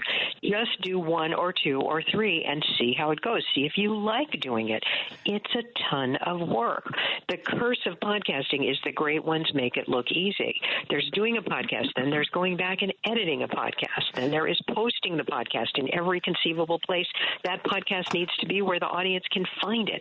Then comes the marketing of the podcast and releasing clips or promos for your podcast. And then can I just give up? I just want to give up right now. You just made it sound impossible. I can't believe I've been doing. I don't know why I bothered. No, you're right. It's a lot of hard work, but I like your idea of setting small goals and making those. I believe that's what they say about exercise too. Achievable, smart goals. Which Start is small. Just do one. Buy a thing. diet book. Don't change a thing that you eat. Just buy the freaking diet book and look at it. That's the first goal. I have several diet books. That's why I look like this. Let's talk to Michelle, a radio. This is like radio old home week. Michelle in Toronto has called. Forebears. Hello, Michelle. Forebears. Yeah, right, where your forebears came from. Canada. Michelle. I think we should out her. It's Michelle Butterly, who is the star of Toronto radio, CHFI, and somebody who practices. The reason she's number 1 in Toronto is because she is using the powerful radio techniques of tell the truth, make it matter, never be boring. And we secretly told her we were going to be doing this, so I'm thrilled she checked in. Hi, Michelle. Welcome. You're on CPT. Hi. What did you want to say about podcasting? Question, comment, thought? Well, listen, I've had so many ex-coworkers who have left traditional radio, terrestrial radio, and they've decided, I'm going to do a podcast. And these are storytellers. These are amazing communicators. And they've started podcasts, and they cannot get ground. They cannot cut through all these millions of podcasts that are out there. So these are seasoned professionals that are having a really hard time making ground. So what should one do to kind of get themselves heard? Oh, I have one tip. Okay. Wait. This is my first tip. When you put your podcast up with all the hashtags, put Kanye West as a hashtag. That helps every time. But Jennifer Lopez. Yeah. Can I suggest something? All of those people that you're talking about, Michelle, have connections in radio. They have connections in broadcasting. They have connections somewhere in the television medium, for instance. They got to work every single solitary one of those people and find out, get an avenue into a podcast platform that's going to give them immediate relevance and immediate views and listens. So you got to use what you got. If you're in the broadcast business already, you already have one foot into the podcasting world because all of those people have been in the broadcasting business. Myself, Turi, Valerie, yourself. So start using some of those connections. Just don't produce it and go, okay, here you are, iTunes, work your magic, because, All those people know the platforms. They know salespeople. They know people that know how to sell podcasts. They know people who know how to actually, to what Valerie was saying, actually research and look at demographics. One of the things about the internet and podcasting, we don't know anything about demographics as much as radio and television worked it. We're starting to learn it. So use the connections that you already have as a broadcaster, because that's the open door to podcasting, in my opinion. Well, Valerie has something to add to building that. On what Phil's saying, building on what Phil is saying, it's also, who is your audience? Who are you talking to? Who do you want to talk to? And I think there's also a degree of resentment, and I find this with every single radio or television broadcaster that I've worked with who then makes the leap or the jump to working in podcasting. They feel deserving of an audience because they have had an audience. And they're very baffled and sometimes aggravated that the people aren't there to listen to them. And they have to really go back to ground and say, what's in this for the listener? If somebody's going to give us the most precious thing on God's green earth, which is their time, what do they get? And like every successful entity in the world, it's product permanence promotion. And what Phil's talking about is you already have a leg up because you know people. There's another option, which is if there is a product or service that makes sense to you, that you are a fan of or that you utilize and that you think is good, there's also the possibility of partnering with that company and doing something in partnership and using their resources. That's so a good you one. don't have to carry the entire thing on your back. That is a good one. Wait, you're leaving out another one, though, which I loved, which is which you have used, and I think it's a good one. Phil doesn't need to do this because all his guests are him, but if you are open to use the guests podcast, right, to let other people sing your praises. So if you host a podcast, get on another podcast and have that person on as a guest that you find interesting, and they'll have you on their podcast. They already have a podcasting audience, so piggyback onto that audience and grow your audience organically, and then use social media, every single kind of social media. Telling you, hashtag Kanye West. It works like a charm. I'm just saying. Sorry, go ahead. The other thing, and people sometimes don't want to hear. I'm sorry. No, I want what I was to going to jump say. in on everybody and butt in and have everybody talk over each other. No, I was just going to say Facebook is a great marketing tool. I mean, I hate Facebook. I hate Facebook with a breathing passion, but I love how it's able to advertise and market and send your message far and wide. I love that. And actually, I see a lot of you, Phil, that I really never asked for, and it just shows up anyway. Thanks a lot. Well, what people also don't know is you can buy an ad on Facebook with keywords. So if you're doing, let's say, for example, you're doing a seaweed organic juice podcast, you can do keywords on organic seaweed juice, and anybody who talks about that ever on Facebook out of the world will see an ad for your podcast, and you can buy an ad.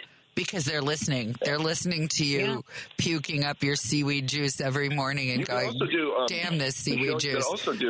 You can do live chats. If you have, for instance, you're in broadcasting, you can do live chat on Facebook. You can say, hey, folks, I'm going to be on Facebook tonight. I'm going to be doing a chat at 7:30. And all of a sudden, boom, the people that loved you in radio, they immediately have immediate access to you in this chat forum that they have. Which is, in effect, a podcast. It's a video podcast. That chat becomes a podcast. And the other thing is, I mean, a podcast can be anything. It's just audio or video on demand is a podcast.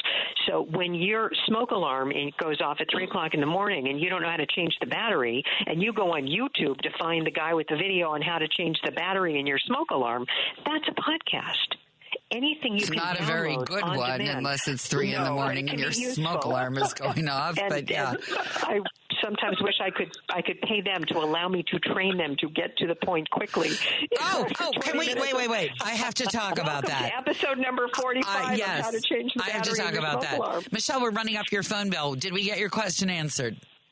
You did. Thank you so much. Michelle, thank you. We talked all over Michelle. Michelle didn't even get to speak, but thank you. Well, because Michelle's a star. She can talk to all of Canada because all of Canada is listening to Michelle. Thank you, Michelle. Thanks, Michelle. Bye-bye. Thank you so much. She's awesome. She really is. On top of which, I will do a full disclosure. She lets my kid pet her dog when my kid is feeling low. My kid lives in Toronto, and when he's having a hard day, he goes over to Michelle's and pets her dog. And cool. Yeah, she's got a beautiful dog. So, and they're lovely people. So, okay, where were we? She's very, very talented. She is. But let's talk about something you brought up, or I don't know who brought it up. You did. The YouTube with the how to change your smoke alarm battery at 3 a.m. I would have the shortest podcast possible. Don't change it till you're awake. Hit it with a broom. But that's what I do. I hit it with a broom until 3 o'clock is over, and I can function. I've had 2 cups of coffee. But Valerie brought up something very important. When you're building your podcast, there are these videos and podcasts where nothing happens for the first 2 minutes of the podcast. And would you talk about that, Valerie? And one of the things it's really important to start strong. And instead of, hi, my name is Ted Johnson, and you're listening to episode 145 of my podcast. Instead of doing that, start with what's in it for a listener. Almost answer the question, why should I listen to this? Or here's why you need to listen to this. And then whatever you say next should open up your podcast. And they found that there are really 4 or 5 topics that people always will pay attention to. Health and safety, number 1. Anything emotional that touches the heart, or even the sexual stuff kind of goes in the emotion. And then money and power, politics kind of goes into that category. And then transformational topics, how your life can be better tomorrow than it is today. Of course, the smoke alarm thing would probably go into the transformational topic of how you can sleep until tomorrow, right? Exactly. Yes. You got it. So, does your topic hit any of those things? Are you going to make somebody laugh? Are you hitting truth? What is it you want to say? How are you saying it differently than other people? Is there a visual component? Can you talk to a blind man so that somebody who is just going to be listening to this can imagine what it is you're talking about and visualize it? So these are all things that when you're first starting out, and they are all in the book, that they're listed, and you just go down a checklist. So instead of opening with, hi, my name is, you open with, have you ever, can you imagine, are you interested in, would you like to know more about, are you following the story of, and you bring in the listener that way. This is very important stuff. If you're just joining us, this is Valerie Geller, international broadcast consultant and my personal friend, and also my personal friend Phil Hendry, brilliant podcaster, comic actor, star of his own document. Can I stop now? It goes on forever. All his many, many accomplishments. And I want to talk with you about the process of editing, because just the other day, I heard somebody in front of an audience. It was an interview, a live interview, and I think there were 150 people in the room, and one of them put up her hand and said, I love your podcast. And he said, I don't even listen to my podcast, and I don't edit it either. And I, sitting in my chair who'd found his podcast unlistenable, thought, well, that explains it. So I liked his books. I hated his podcast. So in a moment, we're going to talk about editing and what physically goes into that and what kind of training you need to do a better job of that. And that's all coming up on WCPT. It's Joan Esposito's show. I'm Turi Ryder, live, local, and progressive. Because facts matter. You're listening to WCPT 820. Joan Esposito, live, local, and progressive. Filling in today for Joan, radio personality and author Turi Ryder. That's all true. Lady B at the controls. I am Turi with you, Ryder like the truck. We are talking with internationally renowned author and broadcast consultant Valerie Geller. She works everywhere. She works places I'm afraid to even fly over, actually, and that's the truth. She goes places. You're like, where? But where? And I work in 42 different countries, so some of them are in various stages of safety for Americans or popularity for Americans. But again, the work is universal because it's human struggle, human condition, and communication. I would also like to point out that if you wallop somebody with that book, it makes an excellent defensive weapon. It's a big book. And if you have it with you, if you're Valerie and you're traveling and you have that book and somebody comes at you, you could dig the corner right into their eye and probably escape. So, sounds like you've done that. Sounds like you've done that, Turi. Well, I haven't used her book for it because the new version just came out, but I'm always ready. I'm ready with the car keys. I spend a lot of time walking in the middle of the street. And the new book is brick-like, and we can't, there's no way around it. It is brick-like. It is a large book because it's written like the joy of cooking. It's really about. Oh, don't say that. I hate the joy of cooking, and I love your book. I know. Yeah. I know, but it's a good way to explain it to people that it has. Because nobody really uses the joy of cooking. No, nobody really uses the joy of cooking. They just have one. They get it when they get married, and it sits on the shelf. And eventually, they go, "We got to clean out this collection of crap in the kitchen." And the joy of cooking. If you go to any Salvation Army, I believe they have an entire department dedicated to the joy of cooking books that nobody wants anymore. So May I please explain why I have chosen the analogy? Fine. I would like to have the floor to explain the purpose of the analogy. Only after I point out that when I met you, you knew how to cook exactly one thing. You knew how to poach a salmon in your dishwasher. Fine. Now continue. That's true. And I do have a recipe for that, and you can poach a beautiful salmon without an oven in your dishwasher. And if you have aluminum foil and a salmon and a dishwasher, you can make a beautiful meal. That aside, the reason that I chose the joy of cooking analogy, even though I knew it was going to set Turi off, the reason I picked probably it why is she chose it. It has, maybe not. But the reason that book exists is because it not only has, salads, entrees, desserts, main courses, different kinds of dishes. Anything with Jell-O? Jell-O in there anywhere? I'm sure there's a Jell-O section, but let's not digress. Okay. But the bottom line is the book that I wrote was really the book that I wish somebody had given to me when I got into radio and then consequently moved on in my career to just being a communications person who helps coach other people and trains people to be more powerful communicators. And I have sections on news and storytelling, and now we've added social media and we've added podcasting to it. But it's really about how to reflect what's going on in life and be a more powerful communicator. Okay. So people use, No Jell-O involved. And I want to now ask Phil because I wanted to ask about editing and what you physically need. You do your podcast from a lot of different places, so I know that you are set up for travel. And even though you make everything look perfect, there's got to be and what on earth has suddenly happened? Did someone just change something here? I'm all of a sudden hearing myself twice. That's never a good thing. Once is bad enough. You also do editing. I mean, you make it look easy. You make it look like you never ever fall off the high wire. But how much editing is involved in the kind of work that you do? And what kind of equipment should somebody, if you're listening and you're thinking, I want to do this, what do I need? Get a laptop. Get the Audacity edit program, and it's available for download. And then have a microphone. The laptop microphone ain't bad. I don't know what laptop. I have an Apple. I have a MacBook. And the microphone on that sucker is good. Start out with that. Start out with the built-in microphone. You've got to have a record program.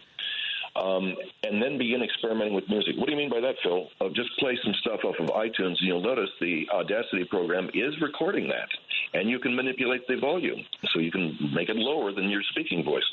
And so start there.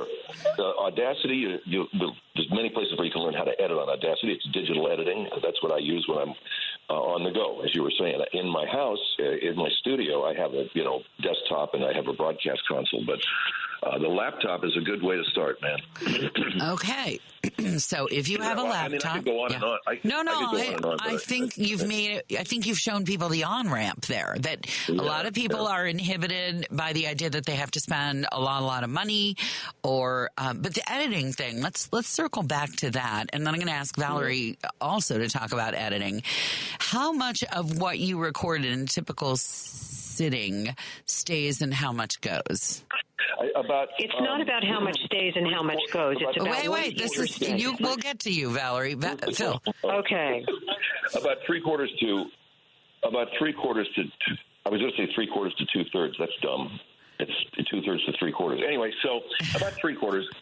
1/4 of which is generally space is too long of a space between cuts. Because I'll sit there and I'll say, like the character, Steve, I think you look just like a, and I'll be thinking, I wonder what does he look like. So I think you look like a melon that's slightly right. No, I think you look. I'll go through 5 or 6 different things and then I cut those out. And then I go to the things that I want. So yeah, but I do not pre-record.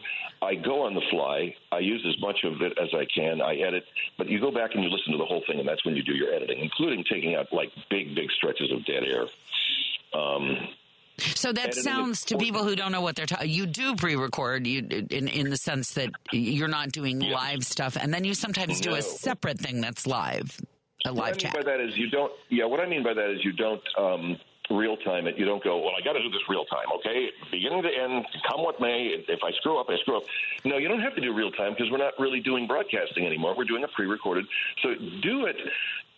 Do the flow of the show and the flow of your improv and the flow of what you want to do. And if you make a mistake, just keep going. Then go back and listen and cut out all those things that sound screwy. That's about the best way I can describe it. I like that. A real-time thing. Yes, I like that. I mean, this whole idea that, they're going to hear the real me warts and all. Now, nobody wants to look at your warts, really. Honestly, they don't. Not really. No, that's disgusting. Valerie, you wanted to add to that or build on that? Yeah, I was just going to piggyback on what Phil said, which is because you are pre-recording, you can make this perfect, and there's no reason why it shouldn't be as perfect as you can physically make it. Take the time. Cut out anything superfluous that doesn't belong in there, that doesn't further the story, that doesn't give somebody new knowledge or entertain or inform or inspire, something that feels long. If it feels long to you, or if somebody is with you and they sort of zone out or seem like they're not following it, it's probably boring, and it's better to err on the side of brevity than go too long with anything. So shorter is usually better. But again, the secret of time in podcasts and on the radio is that when something's in power, 5 minutes can feel like 1. And when it's out of power, 1 minute can feel like 5. So it's not the time. It's how connected is it and how good is it. But basically, and we tell this to people, we really teach it in people who are cutting up news stories for 10-second, 20-second bites. Anything that doesn't further the story or further the thought or get a laugh or give you a new insight. When in doubt, leave it out. Well, you've also just said something very important, I think, about time, which is when you're broadcasting live, you have a certain amount of time, and that's the time. People expect your 3-hour shift to go 3 hours. They expect a newscast to go 5 minutes. When you're doing a podcast, there's no rule. And you can see this with streaming services, too. You don't have to fill things up in real time. So if you have a story that takes 10 minutes, you take 10 minutes. If that week your story takes 5 minutes, then it takes 5 minutes. The idea that you must absolutely fill this amount of time is ridiculous if it's not time well spent. Please. That might be an area of that we might want to work on, because the audience has an expectation. I love Turi Ryder. She's only given me 5 minutes today. Okay, tomorrow she's going to give me a half hour. And I think if we give them a set time, I do a half hour. I do 20 minutes to a half hour. And I do that because I know the audience is expecting it. I know the audience wants to hear me. And I don't think if I drop 2 minutes on them one day and then okay, well then I'll amend. But you just said 20 minutes to a half hour. My rule with mine is I don't go longer than 15 minutes. And I can tell people, I do 2 a week and they're not more than 15 minutes. And I don't think I've ever done one that's less than like 10 or 12. But some days I'll look at a session and I'll go, I could make this 15 minutes, but it won't really be good. So that's when I go, okay, well, I'm sure they'd rather have 10 minutes that's good than 15 minutes where in the middle they're going to take out the recycling. So we actually agree on that one. Both of you guys have been so generous. What I can tell you, I can jump in and just with one thought, and this has to do with some research. It better be fast. A fast thought. Okay. podcast research. I listen when I'm in the car on my way to work, and that's a 20-minute commute, and I like the podcast to take up the entire commute. There you go. That's okay. what we hear. It's 2 minutes before 4 o'clock. Thank you, Valerie Geller, broadcast consultant. Thank you, Phil Hendry, a brilliant podcaster, star of documentary, radio hero. Thank you all for giving us some insight on how to be a better or even a first-time podcaster in 2025. I'm Turi Ryder, Joan Esposito's show. How to figure out what kind of car you're going to get next year, if you want to get a car next year. Coming up with car guy Tom Appel. Remember when you get to work to hop over to WCPT820.com or the TuneIn Radio app and stream The Stephanie Miller Show. Weekdays 8 to 11 a.m. on Chicago's Progressive Talk, where facts matter. Hey, Google, play WCPT. Streaming Chicago's Progressive Talk from TuneIn. Joan Esposito, live, local, and progressive. Filling in today for Joan, radio personality and author, Turi Ryder. I am indeed Turi Ryder, and it is 4 minutes after 4 o'clock. Just to follow up on our last hour about starting your own podcast this year, we got a question as a text about recommending open source video editing software. I don't do video, so I cannot advise you on visiting. I can't even say video editing software. However, what I can say is almost all of the programs offer you a trial period. So, yes, there are some free ones that come with various computers or are online, but you can also use the free trials of video editing software and see if there's one that you think might be worth a few bucks. That's my best answer. Talk to some people whose video podcasts you like and ask them what they're using would be the other thing. Shoot them a little message if you're listening to their video podcast or online YouTube video and you think it's really good. Shoot them a little message and say, I'm a novice. What do you use? And ask a few people. That would be my thought. And the other thing is there are community colleges that have facilities, if you take a class, that you get to use their facilities. So that's a good learning opportunity. I taught a podcasting course at Truman College last year. I'll teach another one in the spring. So I know that you can get some good information. There are some good facilities at a lot of the local colleges, community colleges, that you should feel free. Those are your taxes paying for those things. So use them. Speaking of using, and before I reintroduce Tom Appel to you again, because we're going to talk used cars, because that seems to be where the market is heading. I also want to remind you that if you're desperately missing Joan Esposito, you can have a podcast of her. See, podcasting at your fingertips, in your ear, anytime you want it. There is now an availability for live, local, and progressive Joan Esposito in podcast form.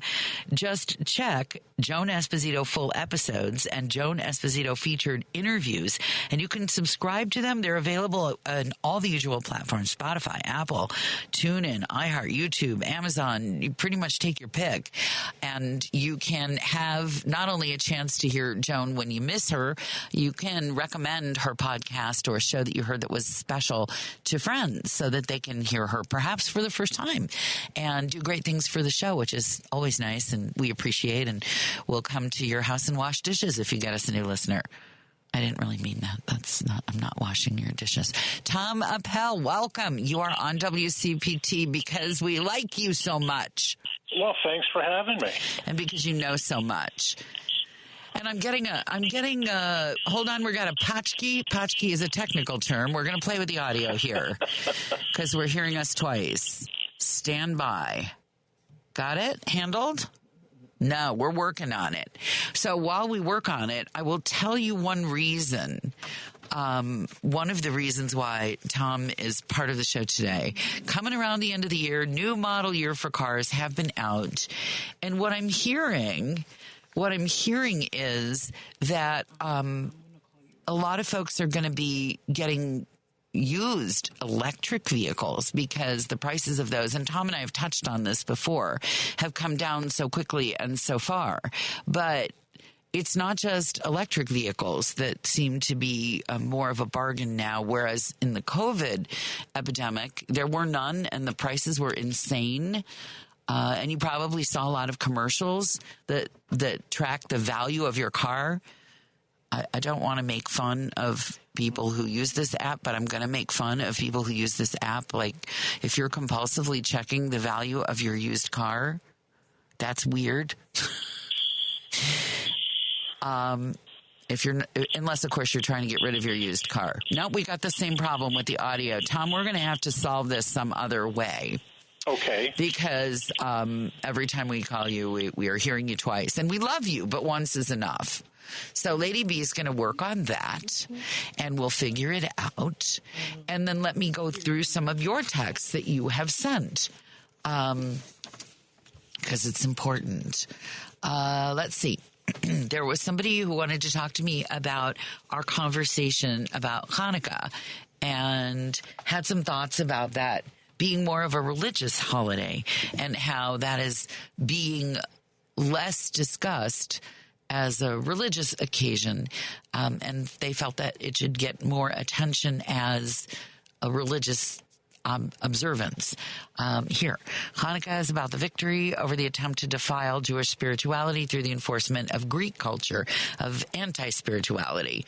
I don't know if I would call Greek culture anti-spiritual, but it's definitely polytheistic. The Jewish identity is where the body and soul are elevated through and here they use the religious term for the 5 books of the first part of what many Christians consider to be the Old Testament, not called the Old Testament by those who only observe it. And so they explain that Hanukkah is not the Jewish Christmas. I'm assuming that was the reason why they sent me that text, because when we were talking about Hanukkah being celebrated right now, it is something that's worth noting. It's very odd. A lot of people really do still in this day and age think that Hanukkah has something to do with Christmas. And other than the fact that they show up at similar times on the calendar, they don't. Let's see. Thanks also to people who keep telling me where this county is that I've never been to, McLean County. I want to add something into that while Lady B does the technical work that she's doing. Illinois has a lot of really cool places that you may not have a chance to go. And now that I am seeing, and it's all because of Patty Vasquez, who's going to drive you home less than an hour from now, and we'll be talking to Patrick Cortese, chair of the McLean County Democrats. Now that I'm thinking about it, there are a whole bunch of outstate, downstate counties that I'm lately getting a chance to visit, and they're fabulous. I just had the opportunity to spend a weekend in Macomb, and I had no idea that was the birthplace of Monopoly, and I had no idea how welcoming it was. And I didn't know, and you may not know anything about Western Illinois University and the beautiful river and the railroad that runs through the middle of town, and all of these things. Just a quick train ride away, or if you go in the summer, you can go down on the train and take your bicycle on the train. And because it's the Midwest, it's flat as a pancake most places, so you don't have to worry that you're going to end up riding off a cliff or exhausting yourself. It's fun. Okay, we've got Tom back. Tom, I'll bet with all of the vehicles you test, you get a chance to visit some Illinois counties that you might not otherwise. Is that true? You know, it's funny when I test drive stuff. I live out here in Palatine, kind of the extreme edge of Cook County, and I tend to drive north and west, which is into the Barrington area. Mm-hmm. And actually, it's interesting because the topography is a little bit hillier than you think Illinois is. Yes, that's true. I mean, I still remember driving through Indiana, and it was flat till you got to the university, and then all of a sudden, it's like another world down there. Because it's I forget what the moraine country, like almost like the Dells. So that's true. But you don't have to worry about exhausting your thighs because you're driving. And Tom Appel is the car guy. He's here. And I don't know, maybe you exhaust your thighs some other way we won't discuss. But But I wanted you to talk about used cars in 2025. So would you tell me is this true that used cars are the way to go next year? What's the truth of that? They could be. I mean, next year could be super interesting. It depends on what happens with the threatened tariffs on Canada and Mexico, which I'm thinking aren't going to happen because they would be so disruptive as to sort of destroy the economy. And I think most automakers are just sort of sitting back and assuming that they're not going to happen. If that's the case, used car prices have come down this year a little bit. And that's good news. They're still expensive, and unfortunately, interest rates are very high on used cars. But they're probably about as affordable as they've been since the beginning of COVID. So if you're thinking about a used car, this is a perfectly good time to do it because things aren't probably going to change dramatically anytime soon. We will see. I think we're scheduled for 2 Federal Reserve interest rate cuts next year, but those haven't had a big impact on used car interest rates. No, neither car nor mortgage have seemingly been affected by this. But since you brought the tariff thing up, I noticed that his royal muskiness is going after the rebate that people were getting for buying electric cars, and it didn't escape my attention and it probably hasn't escaped yours, that a lot of those rebates weren't helping him anyway because people had already collected all of the eligible money for those. So it looked to me like Elon Musk was just sort of, I got mine and I'm going to draw the drawbridge behind me. Is that accurate? Yes, and the Elon Musk story related to electric cars and what he seems to be trying to steer the federal government into doing under the next administration is confusing, but there may actually be a plan here. And I think what's happening is simply that Tesla, the company, is pretty well established as an automaker. And by that I mean they have factories, they have contracts for the minerals that are used for the batteries, and they have battery factories. So they're all kind of set up. If those sales were to slow down, they wouldn't be in as bad a shape as companies that are still loaning money into these programs with no immediate hope of recovering that money. And I think that that's his plan. Big companies that are starting to sell electric vehicles, General Motors, Stellantis, Ford, these companies aren't quite as established yet and have not recovered that capital investment. And I think that he's hoping to burn those companies. This would not surprise me. Elon Musk I'm sorry, did you just imply that Elon Musk is being vindictive and punitive and nasty? Is that what we're implying here? Because I'm shocked. I can't even imagine Elon Musk, that sweet young man, that lovely what a joy of a guy he is. Yeah, it sounds like that's exactly what he's doing. I got mine, and as part of my competitive edge, I don't care if I kill off every other auto manufacturing job in the country because I'm fine. That does seem to be the case. And one of the things that we had happen last year, too, actually towards the end of 2023 and in 2024, is that Tesla started to lose sales and market share to other car companies. General Motors, for example, is now selling EVs in significant volume. And the Chevy Traverse and the EV and the Chevy Blazer EV are pretty popular now. He would like to stop those because he's losing market share in this market, and he's losing market share in China and Western Europe as well. So anything he can do to slow things down. Let me pause you on that. My guess, my layperson's guess would be that for 2 reasons. China is much cheaper because they do everything cheaper because they have no ethics about their manufacturing at all. That would be my 1 sentence or 2 sentence take on that. But here, just speaking from my personal experience, before he turned into a raving maniac, and that's just my characterization. In my opinion, before Elon Musk turned into a right-wing raving person, and he may come after me, and good luck, because I don't have anything. So, before he did that, I drove a Tesla, and I was looking at it, and I probably would have bought one, and then he sort of turned into, I don't know, like a Disney movie. No, I'm not really what you thought I was. I am somebody else entirely.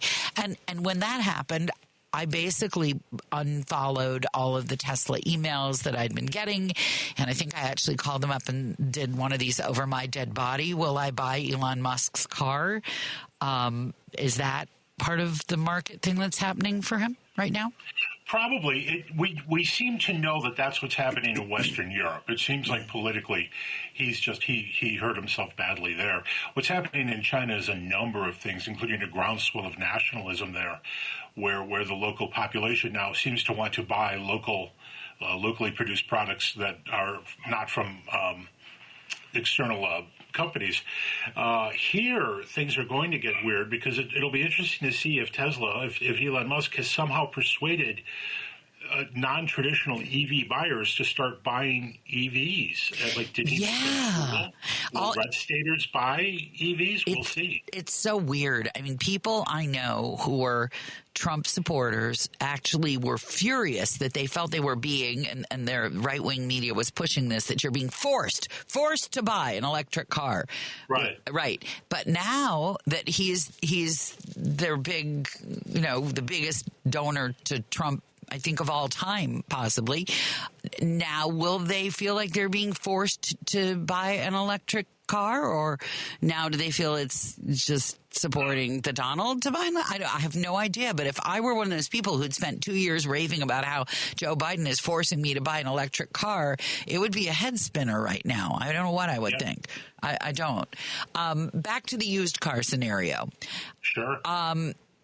These cars that are technology forward, how obsolete would an electric vehicle or a heavily tech dependent vehicle be if it were 2 or 3 years old? Is it still even, other than being able to play podcasts right from your stereo? My car's so old it still has a cassette player in it. Laugh. Go ahead, laugh. It's got 200,000 miles on it. Yeah, keep laughing. I admire that, though. I admire the big miles. 200,000 miles, and the 86 Supra has over 200,000 miles on it, too. So, but other than getting a better sound system, is it worth it? Would you be wise to buy a used car in 2025, considering how fast it appears that the technology is changing? Yeah, the tech always changes. And my daughter, for example, drives a 2014 car that was built just the year before they went full Bluetooth connectivity, a thing that she's always regretted and been mad at me about because I, of course, was heavily consulted on the purchase. But the thing to worry about now when you buy an electric vehicle is that the batteries are going to get better in the near future. And the reason you worry about that is that can have an impact on your resale value. And in fact, used electric vehicle resale values trail the values of non-electric used cars right now. So there are some really good deals. If you're thinking you want to break into a used car and you want to sample it as a second car, there are a lot of very affordable electric vehicles out there for comfortably less than $25,000. Now I have to ask you, though, because you've made me think of something, and I can't be the only one. If the batteries get better all the time, can you change the battery on an electric vehicle? You can. One of the best pieces of information we've gotten in the last 18 months or so is definite proof that electric car batteries are lasting the life of the car. They tend to decline in capacity by less than 3% a year, sometimes less than 2%, so that even at the end of a lifespan of a vehicle, the battery's still at something like 70% capacity. So it's not a thing to worry about anymore. What you don't want is a battery failure out of warranty, but the warranty on the battery is longer than the rest of the car by federal law. It's 8 years or 100,000 miles. So really? Not a lot there. Yeah, not a lot there to worry about. By federal law. Isn't that interesting? All the people who get angry at the government and the nanny state, take note. Next time you're sitting at a holiday meal with someone who goes on and on about how the government needs to get out of our business, wave that law at them, because I didn't know about it. Do most people know about that law? I never heard of it. I don't think they do, and it goes back actually to the dawn of hybrids when the Toyota Prius was catching on, for example. People were worried about the battery life of hybrids, unbelievably, but it's the exact same principle, just a smaller battery, and it was very expensive to replace it at the time. So the 8-year, 100,000-mile law applies to hybrids, plug-in hybrids, and pure electric vehicles. Ooh, cool to know. All very good to know. Okay, so with your crystal ball in 2025, what happens next? We're going to see an immediate drop in EV sales once Trump kills the tax credits. And for people who don't know, that is a $7,500 tax credit at the time of purchase. If the car doesn't qualify it, there is a lease workaround that is probably going to be addressed as well. This happened in Europe last year, and electric vehicle sales immediately fell about 20%. So we should see a similar impact, maybe an even greater impact because our incentive is slightly larger. Car sales in general are going to go up, and that's good for used car values staying about the same because there should be a regular supply of used cars. And you don't expect to get a rebate on your used car, so that makes them cheaper? Yes, there is a federal tax credit on used electric vehicles. Really? Too. It's complicated, but it's up to $4,000. It's helpful. How does that work? Who applies for? How do you do that? It has to be the first time the car is sold used. The car has to sell for less than $25,000, but there aren't too many other restrictions, and it's a federal tax credit, so it would be impacted by your income tax. Oh, wow. That's interesting. It does sound like a pain in the tailpipe, though. Oh, it is a little bit, yes. Yeah, speaking of which, by the way, I have now entered the Stolen Catalytic Converter Club, just so you know. I'm so sorry. I feel, though, and I don't know, and I can ask people to text, and if you have had your catalytic converter just serviced by somebody in the middle of the night where, they just courteously removed it for you, please let me know how that happened. Like, how did you find out? 773-763-9278 is the number to text. But I did not realize how loud my car could be without a catalytic converter. That sucker was really loud. We turned the key, and I'm looking at the spouse, and I'm going, well, I knew we needed to look at the muffler, and he said, I think it's the catalytic converter. And if I have this right, Tom, the new cars are less likely to have their catalytic converters stolen. I mean, the EVs, it's irrelevant, but they use fewer fancy minerals in the newer combustion engines. And so if you have an older car, you're more likely to wake up with involuntary automotive surgery. Is that accurate? Yeah, and for some reason, Prius catalytic converters are popular, and I don't know if that's because they contain a larger amount of platinum and palladium, or just because they're really easy to get to. I get to sing popular. Yeah. To steal it is popular. Yeah. That's right. So, I could do a whole song if you needed me to. That's a thing. So the Prius is if you park your car on the street, how long does it take a catalytic converter thief to exit stage left with your catalytic converter? If you have a higher up vehicle, let's say like an old traditional SUV, like a Chevrolet Tahoe, something like that, it can be gotten at really quickly. All you need is like a Sawzall in a couple of minutes. It's astonishing how quickly, because the actual tailpipe itself that runs the length of the exhaust system is very soft. On purpose, it's soft, and it can be cut through very easily. What do you mean on purpose it's soft? Because it has to be flexible. So it's a softer alloy. It's not something that's hard to cut through. Are they catching any of these people? Not too much. I mean, one of the things to do is to paint stolen, the word stolen on your catalytic converter to make it harder to sell. But I don't think people are being caught because it's kind of hard to trace these things. And once you have one, there's no proof that it was stolen. Well, I heard that the new ones have... they're cheaper because they're less theft worthy. They have this lower dose of minerals in it. So I bought an aftermarket one, but it was interesting because the person who was going to replace it, and how many people have not had their catalytic converter stolen in this city at least once? Apparently, I think it's. I don't know. Everyone I know has had it happen at least once. It seems to be a growing fraternity, sorority.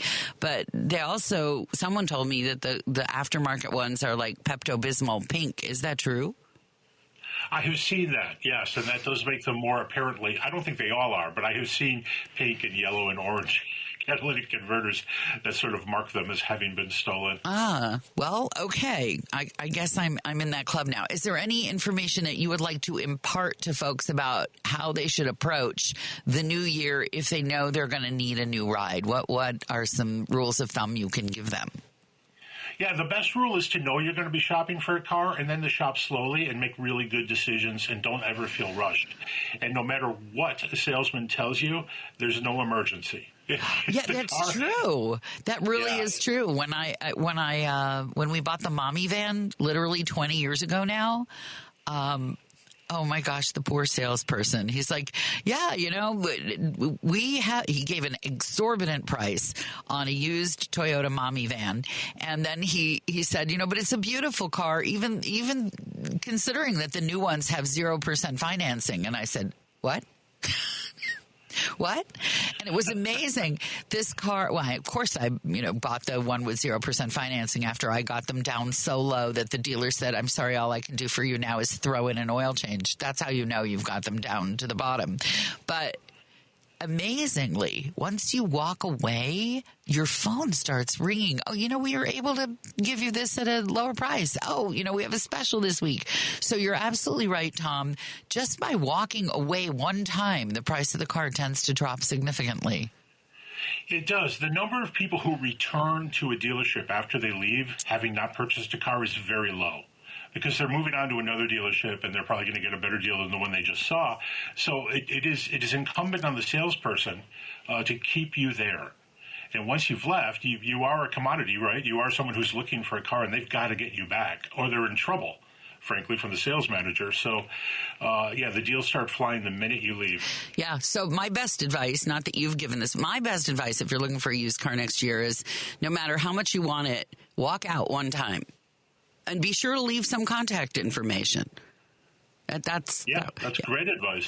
Yeah, I finally had to send the guy a picture of the car I'd bought to get him to leave me alone with his cheaper and cheaper. You have been a wonderful resource. Tell people where they can keep up with you. You have the Car Stuff podcast. What's the best way for people to keep following your advice and insights online? Oh. Well, thank you. Yeah, everything's at consumerguide.com. If you want to stream the podcast, you can do that there. But the podcast is available everywhere. So you can just subscribe at Apple or something like that. And our new car reviews, our used car reviews, and anything funny I feel like writing happens at consumerguide.com. Okay, consumerguide.com. Or if you Google Tom's name spelled with 2 P's. Correct? Yeah. Yes. And that way you will never miss a moment of his brilliant thoughts about automotives and all kinds of other stuff. And thank you for spending half an hour with me today. I am very grateful. Well, I'm grateful too. Happy holidays. And to you. 4:30 WCPT. I'm Turi Ryder in for Joan Esposito. In a moment, our favorite constitutional expert. Lady B is applauding ahead of time. That's how much she likes him. Live, local, and progressive. This is Chicago's Progressive Talk, 820 AM, WCPT Willow Springs, and online at WCPT820.com, where facts matter. Joan Esposito, live, local, and progressive. Filling in today for Joan, radio personality and author Turi Ryder. It's 4:34 as you make your way perhaps back from your holiday visit. Or maybe you get to stay the whole weekend, and I gave you wrong information on what you would be hearing live on WCPT this weekend. Actually, tomorrow, Joan Esposito is still in the hands of a capable fill-in personality. And so you will not have Joan back till, I believe, Monday. North Central College political science professor William Monk will be in. And among his guests, Brandon Sheridan, associate professor of economics at Elon University, Andrew Greenland, associate professor of economics at North Carolina State. And they're going to talk about something we just were briefly speaking of with Tom Appel. The tariffs that Trump is proposing under his presidency, which is, I hate to think about this, 25 days away? I cannot. We'll survive, I hope. I hope we will survive. Well, someone who always makes me feel like the Constitution and the country and the government will survive. Professor David Levine of, it's not Hastings Law School anymore. What is it officially? San Francisco Law, University of California. What is the official name of it now? I'll straighten it out for you, Tori. How are you? It's University of California, College of the Law, San Francisco. Jeez, Pete, that's a lot. That's what I think. UC Law will do nicely. Did they give you new letterhead? Oh, sure. Absolutely. What'd they do with the old letterhead? Oh, it's all shredded. Bummer. No, this is the problem with their names, everything. Having your kids grow up. The problem here is that you don't get to say, I'll just take that for arts and crafts projects. No. Exactly, right. That's right. That's a lot of letterhead. That's a lot of names chiseled off buildings, but there you are. Nothing's too good for California. So we have explained that Professor Levine, David Levine, is our expert in all matters past and predictive concerning what we can expect from Donald Trump just 25 days away now. I'm upset. But the thing that I really wanted to ask you about, a lot of these appointments, specifically Kash Patel and Elon Musk, I could extend the list, but you can probably do it better, are claiming that they can do things that sound to me and to many of you as non-lawyers like they're just illegal. So could you sort some of that out for us? Sure, we can try. Well, now remember, nobody has been approved yet. In the case of Elon Musk, he simply is running what amounts to an advisory committee. But with somebody like Kash Patel, if and when he gets confirmed as the FBI director, then he could work with lower people to open up investigations on any number of people. Whether it would amount to anything is another story. So, I mean, it's one, the epitome of it being lock her up, right? Lock her up. It's all very well to say it, but the steps you have to go through, you would have to find, oh, by the way, evidence of a crime. Oh, by the way, a jurisdiction to bring that case. Oh, by the way, a grand jury that would agree to indict. On and on and on. So, talk is cheap. And talk radio, it isn't. It's precious. But otherwise, talk is cheap. And so that it's a matter of exactly what do they try and then what countermeasures could be taken. So, for example, you've got any number of people in public interest groups, the attorneys general offices of blue states, all gearing up to be ready to fight back if and when something beyond any limits starts to happen. So that being the case, that it's a long, hard, rocky road filled with judicial hurdles to really lock anybody up, who are the groups who are out front and letting people know that if Kash Patel's FBI, and that's a big if Kash Patel's FBI comes after you, we're here, we will defend you? Because just looking at things like the Innocence Project, there are so many more people who need attorneys to do stuff like this than there are attorneys waiting and funded to take these cases. Good luck, Charlie, trying to get somebody. You could go bankrupt. So what's the reality? Well, the bankruptcy is a big issue because with a lot of these people, a lot of the people who might be targets, especially if you think about aides who are, 2 and 3 steps below the top people, these tend to be younger people who are not people of means, where it would be very difficult for them to pay full price for lawyers. Now, I think what will happen is we're going to see some legal defense funds created.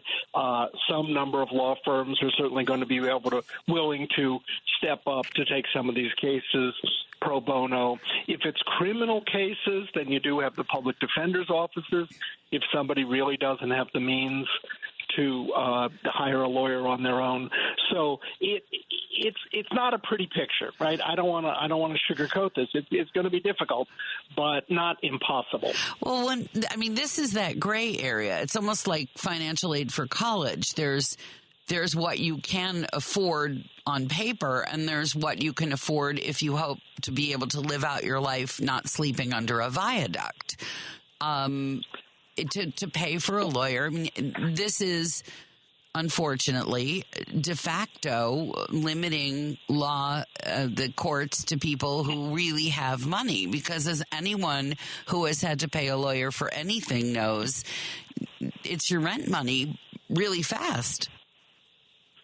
Right. The reality is legal representation is expensive. There are ways that we paper over some of it, the most obvious one being the way we allow injury cases to be handled through a contingency fee system, so that where, you've all seen the ads where you don't pay the lawyer unless and until the lawyer achieves a good settlement for you or achieves a judgment for you, and then the money comes out of that judgment. So that's a big area where at least you're not forced to pay money up front. There are civil rights cases. Let me pause you there, because as a practical matter, what that means is that for these lawyers to take on these cases, you have to have a serious injury that's apt to result in a very large settlement, as opposed to somebody who has a more modest claim that's not worth those lawyers' time, and you're stuck either deciding to just, swallow the cost and not go to court, or bankrupt yourself going to court. And that's... There's a level of those, without a doubt, there's a level of those cases where that's true. Now, fortunately, again, the ameliorating part of that is a lot of those injuries are caused by people who are insured, right? Auto insurance cases, home insurance policies. So for a lot of people, they're able to make claims against those policies. And the vast amount of those cases, you don't really need a lawyer to at least get a halfway acceptable settlement. It's not perfect. Other countries, you can point to some countries where maybe they do a better or worse job in certain areas. But you're absolutely right that there are problems because of the costs, because we don't have anything that looks like national legal insurance, right? Mm-hmm. We ought to have national medical insurance first, but at some point, national legal insurance wouldn't be the worst idea, so that you wouldn't have people bankrupted by these cases. We have spotty protection. So if, God forbid, somebody were injured at your home, right, you have a homeowner's policy, and the homeowner's policy includes a duty to defend. The insurance company will pay for the lawyers to defend you. So, or they'll just pay the claim, which is cheaper for them. Pay it, but, yeah. Well, right. But it's their obligation. True. Once you buy the insurance, whether it's auto insurance or home insurance, one of the things you have purchased is the duty to defend. And those companies must put lawyers out there. Now, you're right. It may be cheaper in some cases. If it's a $20,000 claim, it's a heck of a lot cheaper just to settle it. Okay, so stop right there, because let's transpose that into these government Trump appointees who are saying, we're going to sue these people, and that was Trump. We're going to sue this pollster. You're not going to go to jail for that. But is there a scenario where the court imposes costs? I'm trying to say this is similar. Yeah, if you have insurance, but they just say it's easier for me to settle, do you then become a convicted whatever it is that Kash Patel decides that you did because your insurance company decided it was cheaper to pay? Well, no, if it's just a settlement. And, we're mixing apples and oranges in the sense that the apples being civil liability, like an auto case, right, versus criminal liability. Right. So in a criminal case, you're not likely to have insurance to defend you there. Unfortunately, that's where what you end up doing is relying on public defenders or lawyers who are willing to take these cases pro bono. I thought there were people with insurance for this. We all heard about it with Monica Lewinsky and Bill Clinton, that he had insurance separate from his presidential immunity, whatever that may have been, under an umbrella policy that they count. Oh, I don't remember that. Oh, that under his homeowner's policy? He had some sort of umbrella policy that was very much in the news. So okay, I don't. Well, your memory on that is better than mine, Turi.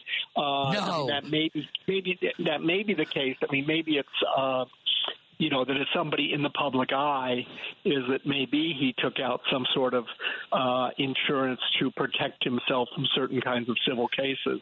Well, if I were him, I would have. If I lived like him, I would have. So, well, maybe so. I just don't remember that when he did a settlement with Monica Lewinsky. I don't remember that an insurance company made that payout. But you may be right about that. Well, I'm not saying they made a payout. I'm just saying that the media made much of the fact that he had a policy that would, in some degree, protect him financially. But we'll leave that to the side. Right. So, as you look ahead to 2025, you're not as worried about Kash Patel as I am. You're not as worried about. So, what about crypto? Are you worried about that? What I'm worried about there is that because of the people who have been supporters of Trump, that they are going to try to get the government to make crypto more and more legitimate. And one of the ways to do that would be to very, very lightly regulate the industry rather than treat it as either a bank or as a security, and make it very difficult to protect the public if they decided to, buy it. Another would be that we may end up wasting a lot of money creating a crypto strategic reserve, just as we have a strategic reserve of oil, that maybe the government will be convinced to spend a huge amount of money to buy crypto, which would have the effect of creating a floor on the price. Oh, my Lord. That what you've just said scares me to pieces. It's like Tinkerbell. If you believe in crypto, then clap your hands. And now the government says we believe in crypto like Tinkerbell. I am a crypto skeptic, as you might have surmised well, just as now. Am I. I mean, no, but because it seems as if it's best used for criminal money laundering, and not a lot more than that. But it does seem as if there's a lot of people who are crypto friendly who are being capped for positions, and so I wouldn't be at all surprised if we end up with a regime where it is, as I said, lightly regulated, deemed to be more acceptable than it is now, and that could lead to a big mess in the economy if you ended up with a lot of people deciding to pile on and ending up, say, really unwisely spending some of their life savings or retirement money on going after the holy grail of crypto. It is kind of amazing to me how many people have, and to your point, they just unseated Sherrod Brown, the senator, with crypto money. The guys who are big supporters of crypto ran a guy who's made money in crypto against him, and they spent millions and millions of dollars. And I don't know if that is, you can never say what was the thing for sure that did somebody in, but that certainly was part of it.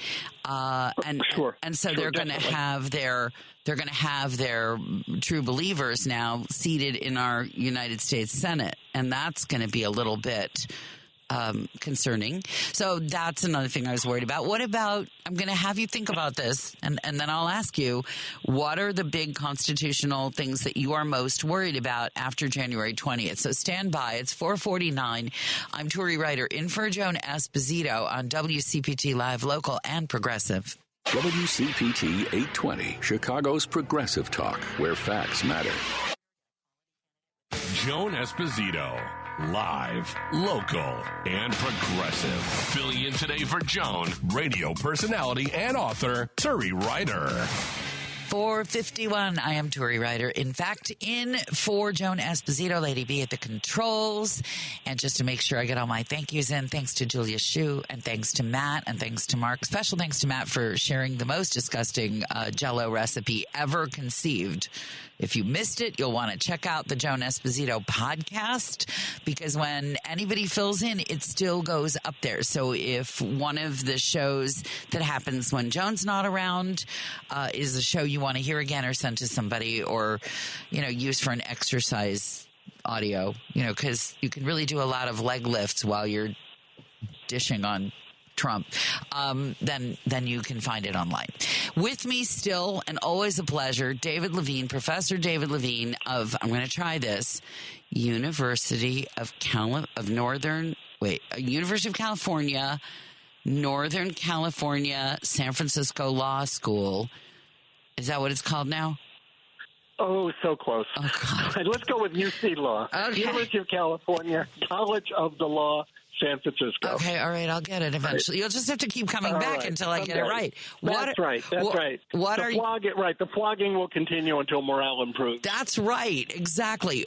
Speaking of morale improving or declining, what are the constitutional concerns we should have post January 20th? What should we be worried about?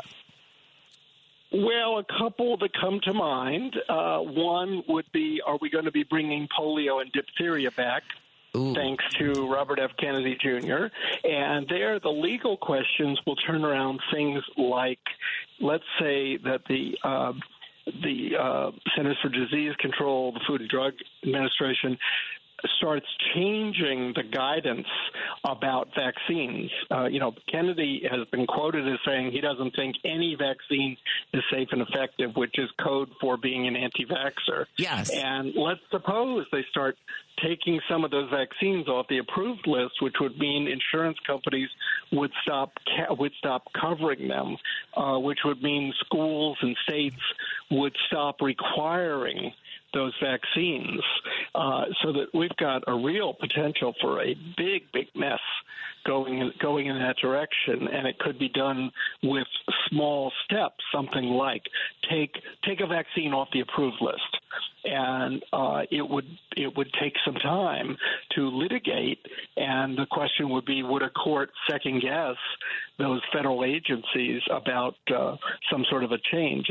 It's the kind of thing we had with the mifepristone, with the abortion pill. Yes, that was the judge in Texas who decided he knew better than the FDA whether this drug that had been safe and effective for decades, literally decades, was all of a sudden not approved. Right. That's right. And so that we would see cases like that, but it seems to me 1,000 times worse if we're really talking about these kind of diseases that have effectively been eradicated, that have killed or maimed so many people in the past, before our times, right? Right. Well, a lot of this stuff happened, things like polio, right, was basically wiped out while we were kids. And so that kind of thing, that strikes me as an area where you could end up with a lot of terrible stuff and courts not being willing to intervene to stop some of those bad decisions from being made. And then another area where I think we're going to see potentially a big let mess. me pause you there and ask you, Sure. The pharmaceutical companies have big time lobbyists. Are they going to oppose? Is there any money still for them in these vaccines? And if so, would it be worth their while to mount some sort of opposition to Kennedy in the interest of their bottom line? Forget the public health. There's some money in them.